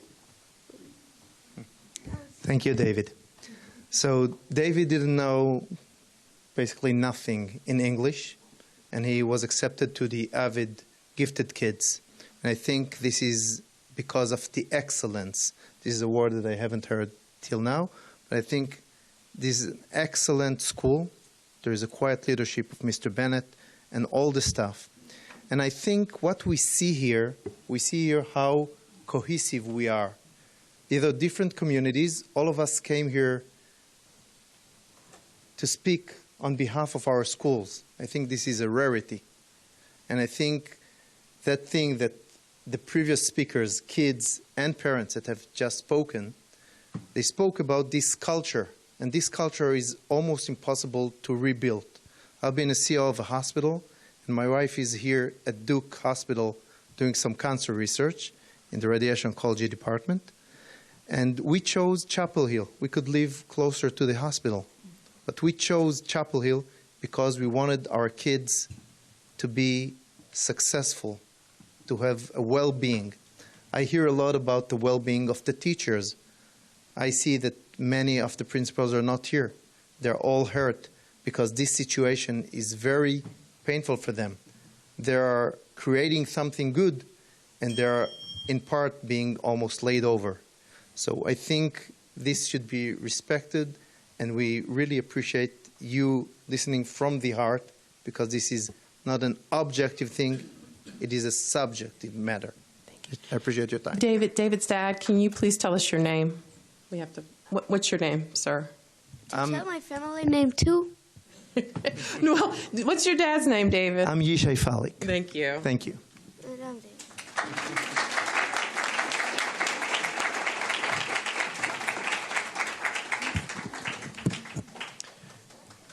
Hey, my name is Eric Johnston. I'm a teacher assistant at Frank Porter Graham, and I work the after-school program at Frank Porter Graham.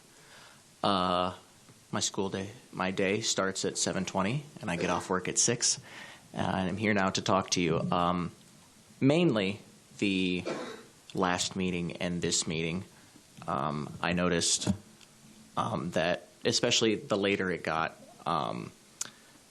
that some members of the board might have been maybe looking at phones or maybe even taking notes on their computers. And I want to stress how important it is for you to have your eyes on someone when they're talking, especially because a lot of the people are coming out of their way to give you their time.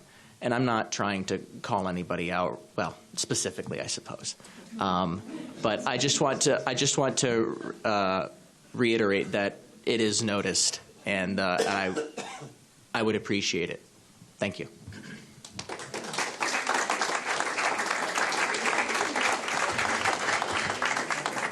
All right. Thank you, everyone.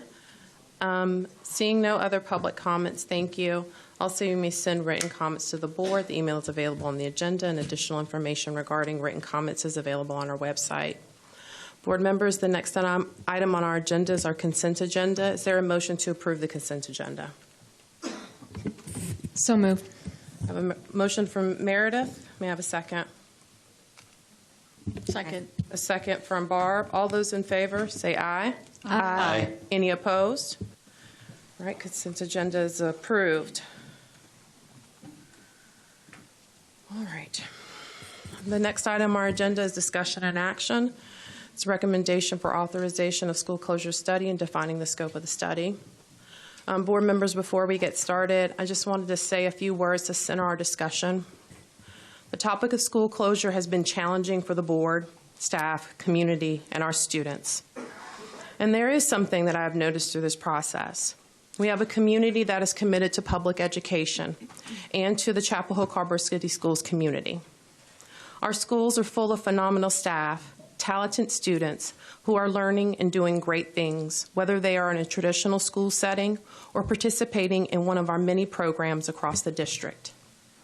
This decision to close schools is to address the reality of public education funding and the pressures that impact our financial decision. Knowing these things, we must maximize the district's financial position to enable us to achieve our long-term vision. To quote Dr. Trice on what this vision is, we are moving to position Chapel Hill Harbor City Schools to become a smaller, more innovative, and high-quality district, one that continues to reflect a community that deeply values and invests in public education. It is my hope that we, Chapel Hill Harbor City Schools, can come out of this stronger and focused on how we can continue to deliver on this promise of high-quality education for all students while supporting our staff. All right, so board members and community, we've been discussing the school closure topic over a few board meetings. There is not a presentation with this agenda item. However, included in the abstract are two actions if the board is so inclined to take. The first one is to direct the administration to prepare a study regarding possible school closure and identify those schools. And second is to provide criteria or information topics that the board would like included in this study. Since we've got these two decision points tonight, I'm thinking the process for our discussion will start with the first decision item regarding the school closure study and see if board members have any questions or comments, after which I'll entertain a motion from board members regarding the school closure item. If we reach a decision regarding the school closure item, then we can move on to discussing the criteria and vote regarding a final list. So, board members, does anyone have any questions or comments regarding the school closure study?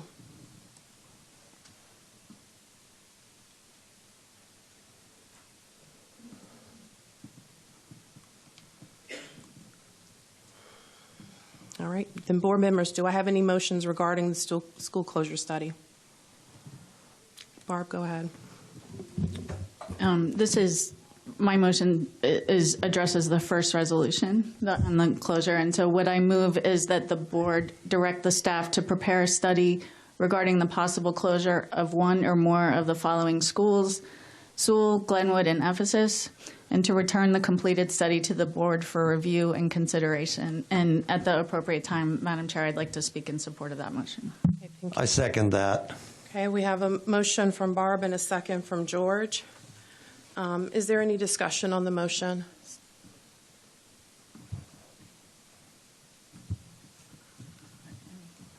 Barb, do you want to go ahead? Sure. Go ahead. Well, first, I wanted to just take this opportunity to thank everybody who's come to these meetings and written to us and called me and called us. And if anybody hasn't gotten back to you, I'm sorry. We have tried.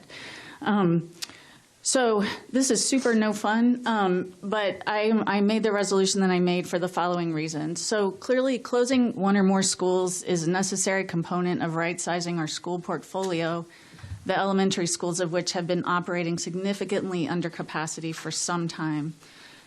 As several speakers have noted, we previously made capital commitments to rebuild Frank Porter Graham and Estes Hills pursuant to a proper publicly noticed 7-0 vote on August 15th, 2024, indicating that those two schools should be included in the bond. That vote occurred after multiple board meetings and work sessions, community listening sessions, endless hours of staff time, and a $1 million county-funded 2023 long-range facilities optimization plan known as the Wolpert Report. It was voted on and presented to the county as part of the capital improvement plan.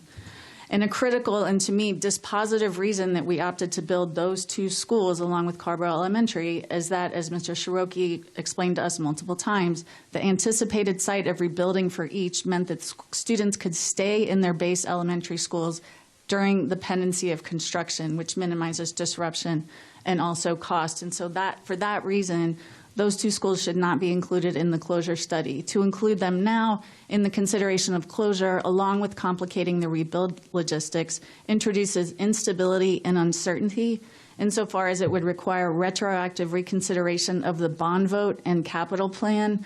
I think we as a board need to be data-driven, but we also need to be decisive. Thank you. Any other discussion on the motion? Meredith and then Ronnie. I just prepared a short statement as well. Just wanted to kind of speak from my heart, but I don't want to leave anything out, so I apologize in advance if this sounds a little stilted.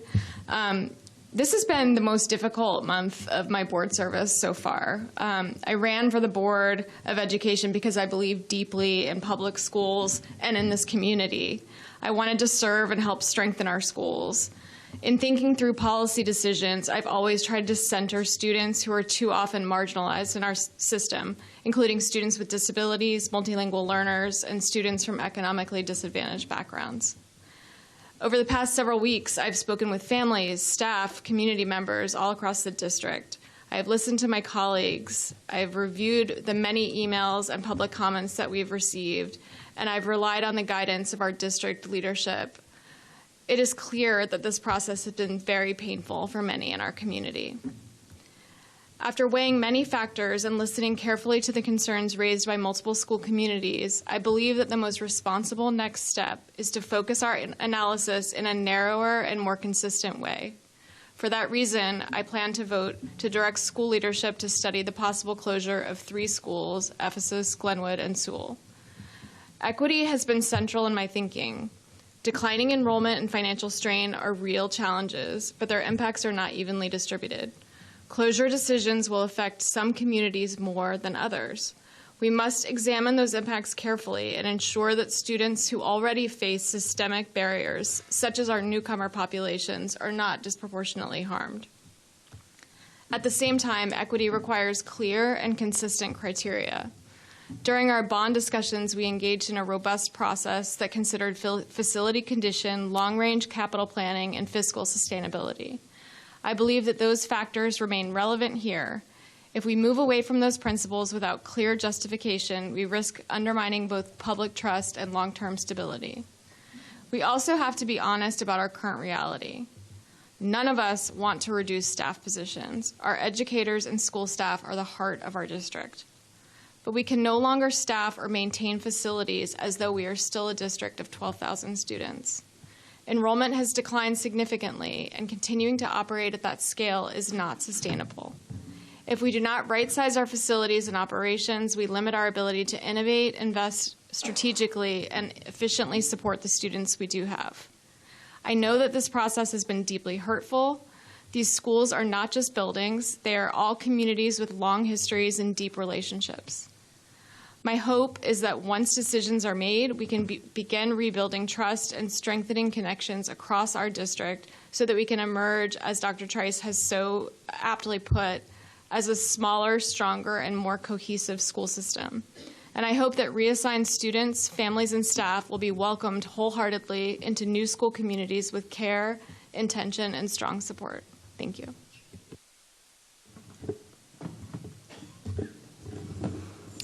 Thank you, Barb and Meredith, for your comments. I just had a few thoughts.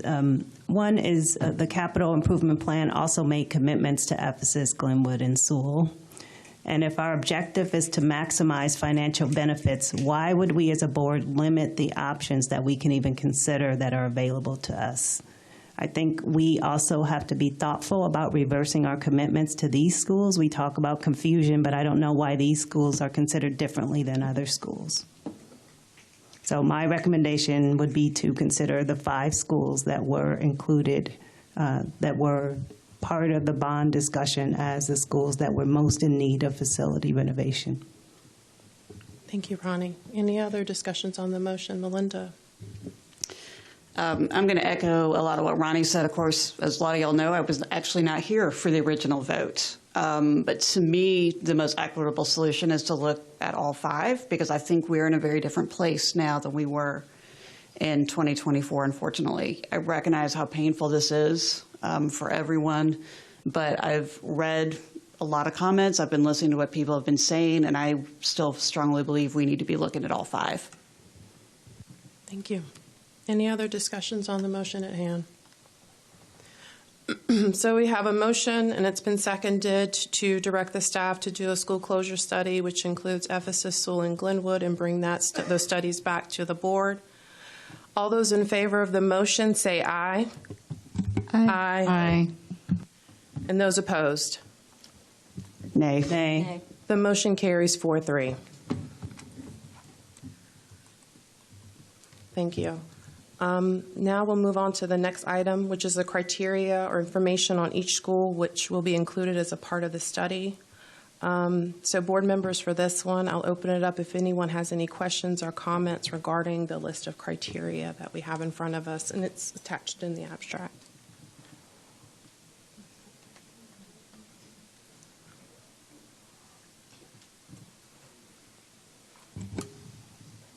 Go ahead, George. I've got a question on the first one, geographic conditions. Sure, go ahead. I've been suggesting that we take a geographic location into account, and is that subsumed in this, or does it need to be a separate? How so? Like the composition of the schools? Well, I see our role as board members as the greater good of the whole district. Okay. And not particularly in any neighborhood or school or anything.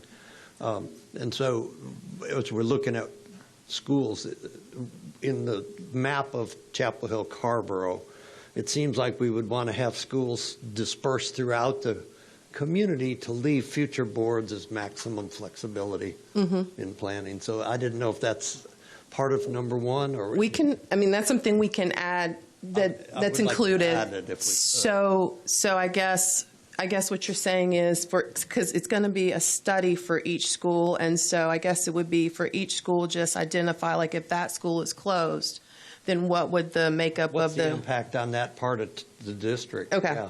Yeah, because I mean, if you just draw the line to the staff. Okay. We have 7 of our schools west of Martin Luther King and 4 east right now. Right. Yeah. So I'm looking at staff. They're going to make a note of it. I guess it'll be under number 1, geographic, that you want. Make sure there's information on that. Thank you. Okay. Board members, any other? I have a couple of questions, but I want you guys to go first. Barb? Well, number 7 is not applicable. So I would just move to strike that one. Okay, so remove number 7. Number 7, so sorry, I will get to my agenda. Feasibility of students remaining enrolled on site during a rebuild. Maybe we should explain more. So what we have, and Mr. Stroke can answer this, but what we've heard now that we've identified these 3 schools, what we understand, and it was part of the bond process, that you cannot rebuild with the students on site. These schools, if you were to do anything with them, you'd have to remove the students and then do a rebuild. So this is not applicable for these schools. So, board members, are you guys okay with? Okay. Reza. Yes. Where, George? I've got just, you can go down there. Oh, Meredith then. Thanks. I just had a comment about number 6. Okay.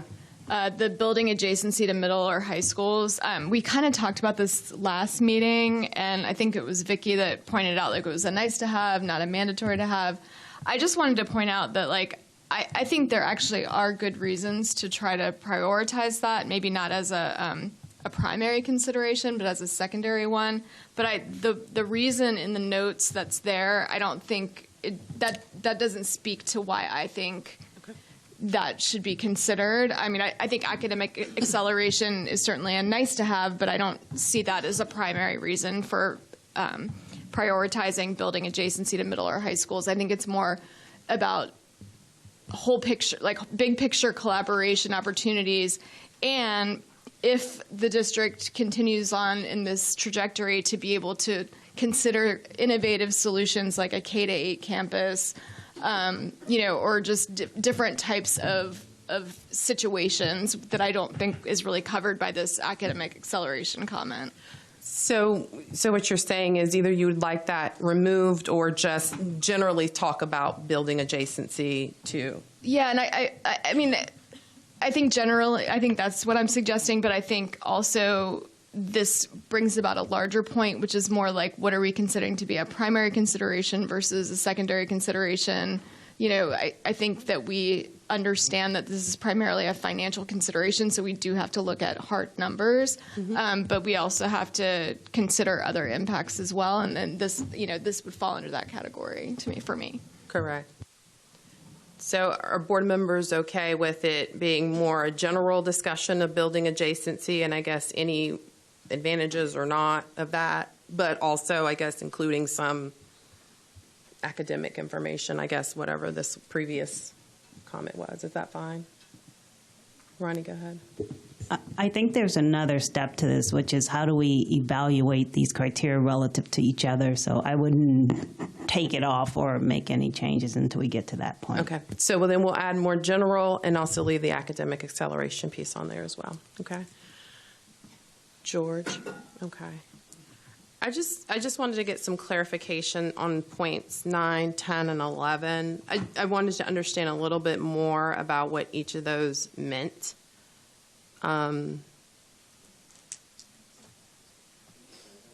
Campus openness and safety considerations.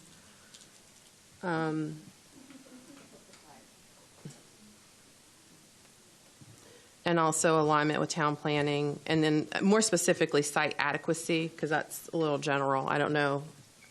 I know we have board members suggesting it, but I don't know if anyone wants to comment. I can speak to site adequacy. I think I asked for that one, and that one was about understanding the space requirements for school buildings and what the various campus facility options were. So are there some that are more limited than others that might make more natural considerations? Okay, thank you.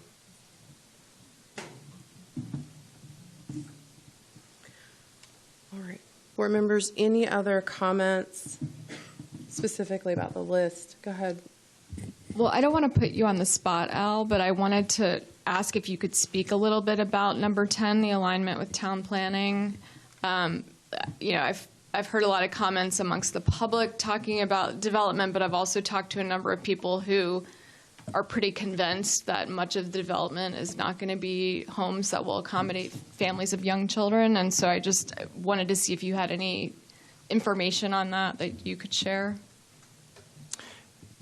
Yeah, when the administration has talked with town planning staffs in previous years and even this past year, but also as the county has worked with demographers, those demographers in their final reports could work with the towns to look at proposed projects, to look at student yield generation calculations to be able to determine that. And what's been approved thus far, it is yielding some children, but it's not enough to change the fact that we have a need to close 2 schools at this time. Back in December at your board retreat, when Carolina Demography presented, they gave you kind of a primer of what the trend was continuing to look like, but told us that in the final report in April for the county commissioners that it would include those projects. So staff's recommendation would be for alignment with town planning. The section that you have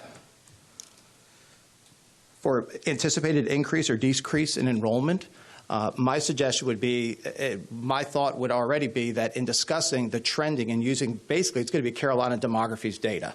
I'm going to copy and paste it into the report. I'm not a demographer. But at the same time, there would be sections where they spoke with the planning departments for Carborough and Chapel Hill, and I would do my best to include the projects that have been approved over the past, if it's 10 years, 5 years, 1 year, and to be able to show what Carolina Demography put into their calculations for the student yield so that it is informative. I've always said as a whole, for the developments, be it the trend has changed here with the towns in recent years, very recent.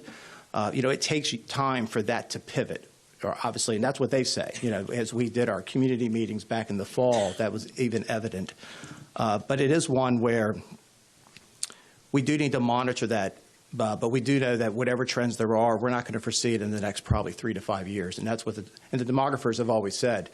We're going to project 10 years. You really only trust us about 3 to 4. And that's why they do this annually, and it would continue to be updated. But the trend is showing that even with any growth that we would have, that there would not be a need to add a school or to not close a school at this point. There's nothing to indicate that at this point. But again, I will reserve that for the study and what the data shows when I present it to you for any final deliberation. So is it okay then if we consider that number 10 to be sort of folded in to the number 2? That would be my recommendation, because that's what we're going to include. The demographer is working directly with the town's going to provide them with information. They're going to create the student generation, and that will be comprised in that report, as the previous reports over the past years have included. Okay. So that would be my intention. If we find that that's not the case, I would then come back to you to say we may need to modify this, or for me to be authorized to add, for you to consider adding a section, because I do think it's germane and important to be able to show. Okay, thank you. So that's not necessarily a change, it's just folding number 10 and 2 together, but it's not a change. Go ahead, Nikki. I wanted to jump back to number 6 for a second. I know that everyone was saying, or you were saying, that we need to keep the comments about academics in there, and I agree with that. But I would say that I think, to speak to what one of the teachers said when they presented and spoke to us, or when they spoke in public comment, that it may be a little bit more transparent to use it as programmatic and academic impact, so that it's not picturing that as if it's only about academic acceleration, that we're looking at all students and what the academic impact and programmatic outcomes could be. Because we need to make sure that we are listening to what the needs are for our whole student population. Okay, so we're adding programmatic and academic outcomes. Impact, sorry. Thank you. How do you measure that?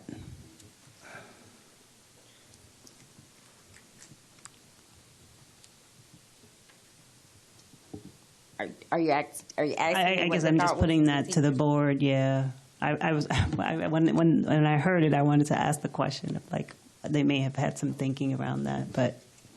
Well, I mean, actually, the comment itself is proximity can make academic acceleration. So that statement in and of itself is subjective, because it's can, and it may not. So it's either we look at something that's going to have some subjectivity to it, or we look at it in a more factual, structured say that that particular comment in and of itself needs to come out, because it too is subjective, which I think that makes sense. I was thinking about this criteria more as shared maintenance costs, right? Like, and there could be some elements of shared learning across buildings too. But I think it would be real important to have real tight, like, what these mean. So that there may be some more thinking to do about that one. Yeah, if I could also add, in my mind, when you've looked at other districts that have used this, a lot of districts build schools where they have an elementary, a middle, and a high school, many of which are small 3-school counties, if you want to call it that. But it is from a maintenance efficiency.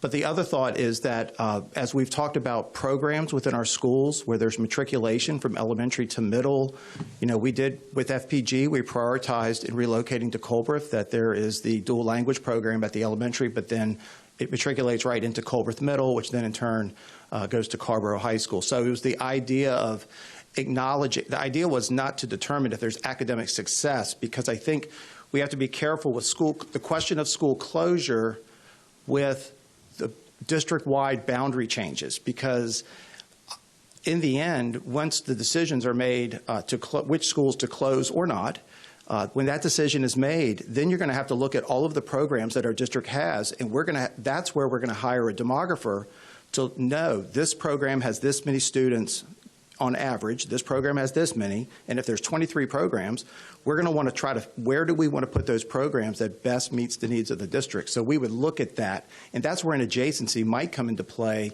if it's a program where there's a relation between the elementary and the middle.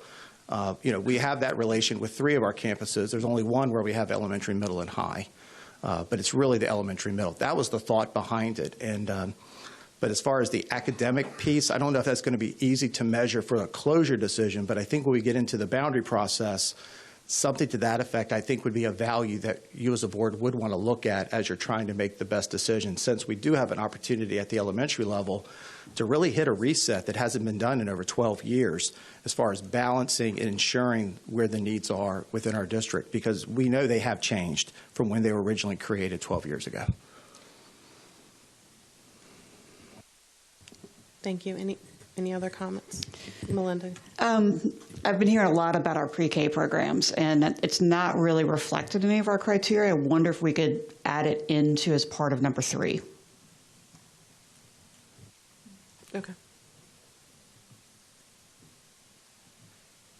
We're fine. Okay.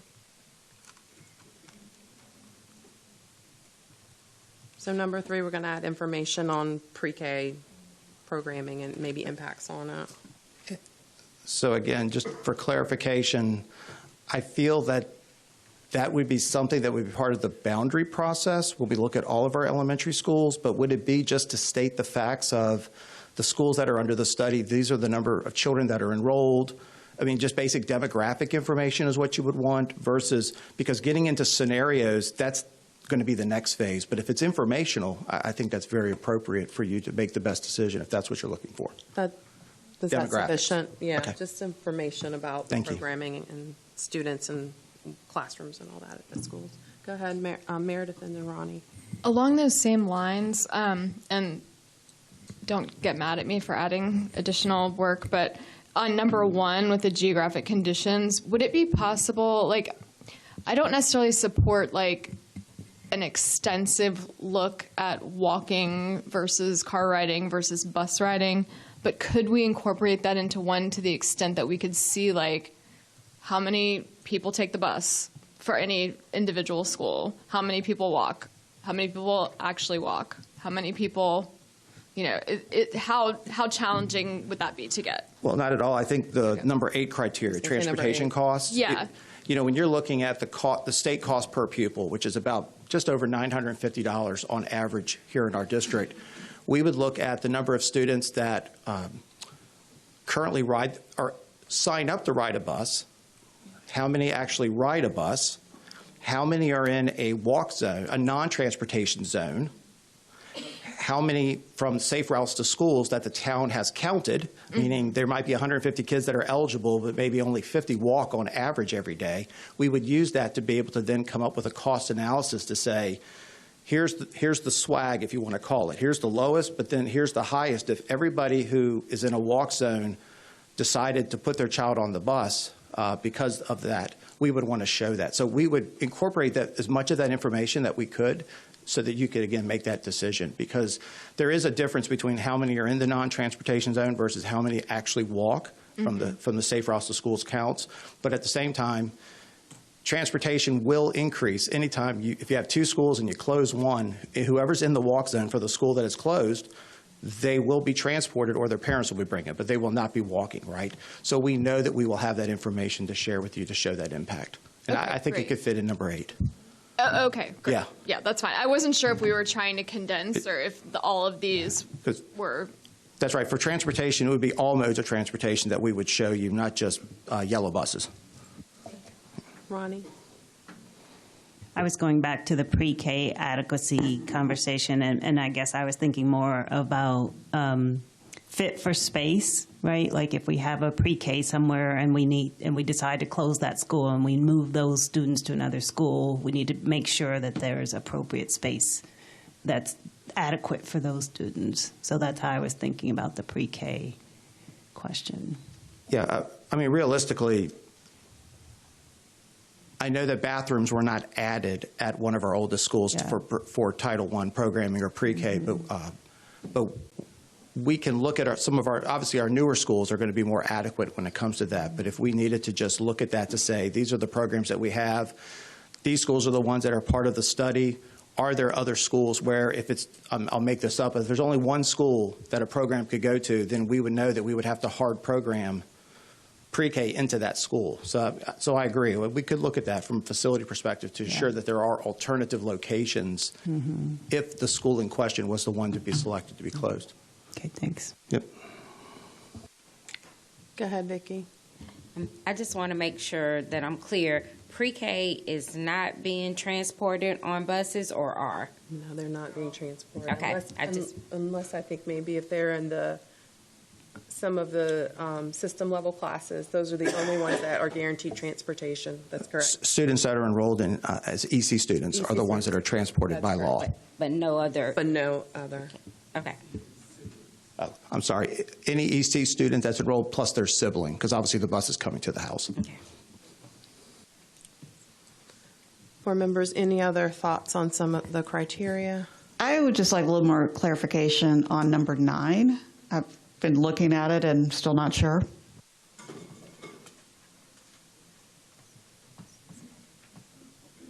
Campus openness and the safety consideration. I think that was yours, Ronnie. I think that it's coming back to me now. So the idea is as we assess cost to, maybe it rolls up into the cost to rebuild. Okay. Do we want to pull that in? I don't know. Let me think about it. Or geography? I think it's more just what is, maybe it is, because it's probably like, what is the cost to make sure we've got the right safety components in the facility?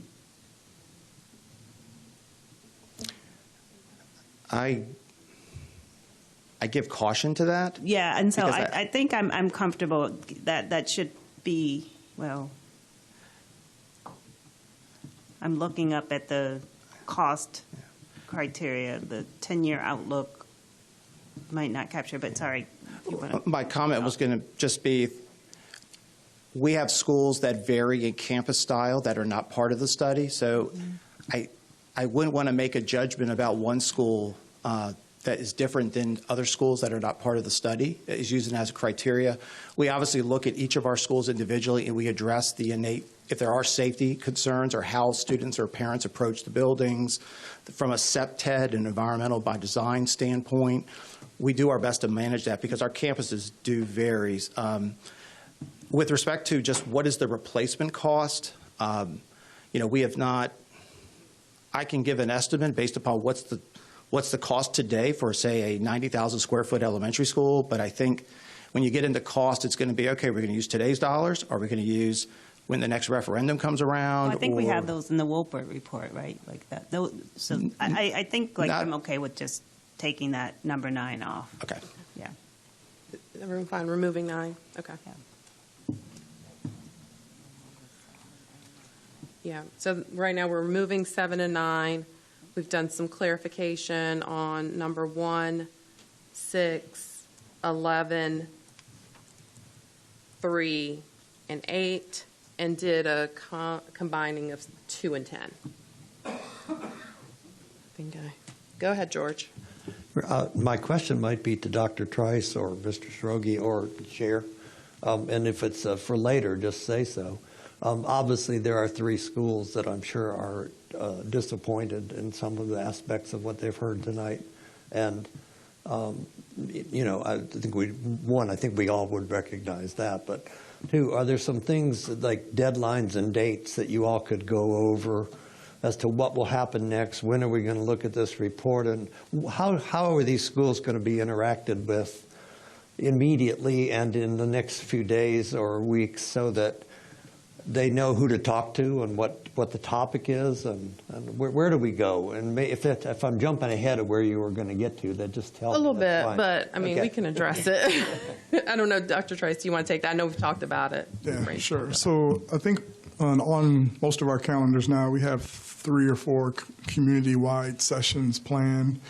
We didn't want to get in front of the board, but we've identified 3 schools, and I think we owe it to those schools to be in community with them. So in my mind is that we would, schedule sessions specifically with and for those schools where questions can be asked. We can provide as much information as we can. I don't have a timeline on that yet, but most immediately, that's what comes to mind. Yeah, and I think with the ones that we already have scheduled, I don't want it to get lost. Obviously, we're talking about a study for 3 schools, but obviously the rippling effect of this and redistricting is going to impact the entire district. It'll have potentially impacts at the middle and high school when we think about feeder patterns and things like that. So I think that's important for just all community members to come out to those meetings and be engaged and just kind of understand kind of the big picture of redistricting as well. So thank you, George. All right, I'm going to get us back on track a little bit. So it sounds like, are we okay where we are with the list right now, board members? So are you guys ready for the question? All right. Right. Okay. Is there a motion to adopt this list of criteria as amended? So moved. Got a motion from Melinda. Can I get a second? Second. And a second from Meredith, sorry. All those in favor? Aye. Aye. Aye.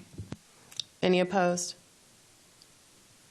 All right. So we have the criteria. I know there was some discussion. Ronnie, you asked the question. Somebody asked a question about how we're going to look at these criteria now. I don't know if you had any thoughts. Yeah, I mean, if you have some thoughts, I think the way we generally understand it, right now the study is going to be a report with information in it. And so I don't know, Ronnie, if you want to share some thoughts or. Yeah, so I was imagining a next step would be we would think about how we would weight the criteria. That gives us a filter to apply and help us make the decision about how we get to the final school or schools. I don't know how we would do that with just a narrative. Board members? Reza. Go ahead, George. I just, to me, weight is arbitrary, and I don't think it's going to add any more information than what we've got in front of us. So how do you compare the schools? Holistically, when all is said and done, the criteria are, we're closing schools because of finances. But we've just said there are other criteria that matter. Right, and I use it as guidance, but I don't think saying one's 30 and one's 20 changes anything. So you're saying kind of the finance is the baseline, and then you'd inform it with the other criteria. I would use the criteria, so yeah, that's an important point, and as I think about it, but yeah, I think that feels arbitrary because then it's everybody's criteria. We could get to board alignment if we said like finance is 75% since that's our goal, and then we can assign some other weighting according to how relatively important these other measures feel. well, I'm not wedded to it enough to say it's got to be this or that, but I don't see how that adds any relevance or useful new information. Mm-hmm. Anyone else? Melinda? My fear is we would spend a whole lot of time coming up with the weighted part, and it would distract from making the final decision. Thank you, Melinda. Anyone else? Go ahead, Vicki. I think if we go ahead and get all of the narrative information, that gives us a big picture. And then as we as the collective start looking at all of it, then it will help us to narrow the scope, and maybe not so in an arbitrary way, because we'll then start to see, the intent would be that we would start to see a picture as it comes together. But I think we need all of the information just laid out factually, so that it's not, well, this is not as important, it's not as weighted as much, so we don't need as much information on this particular criteria. I would like them to bring back as much due diligence, put as much due diligence in each of the criteria, and bring us all the information. And then as a collective, we sit and go through it and see where we're going. As we've done tonight, we discussed the criteria and we came to some consensus as to what now feels a lot better for us, that we started from a very large place and narrowed it. I would hope we would be able to do that and come to the decision as to what we're going to be doing that's the best case scenario for the community at large. I think that would be the easiest way for me to wrap my head around it. I just wonder how we bring the, I'm sorry, Rita, you didn't recognize me. Yeah, go ahead, Ronnie. I was just wondering how we bring the community along if we don't tell them how we're going to use the criteria.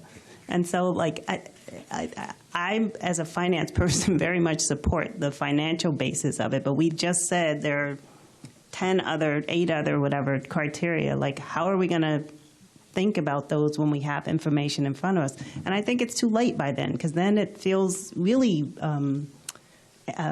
random to say, like, oh, this one looks really interesting. I think we should say, like, here are how we're going to think about these things relative to each other. And when we have the data, it's just easy to have that conversation. Anyone else?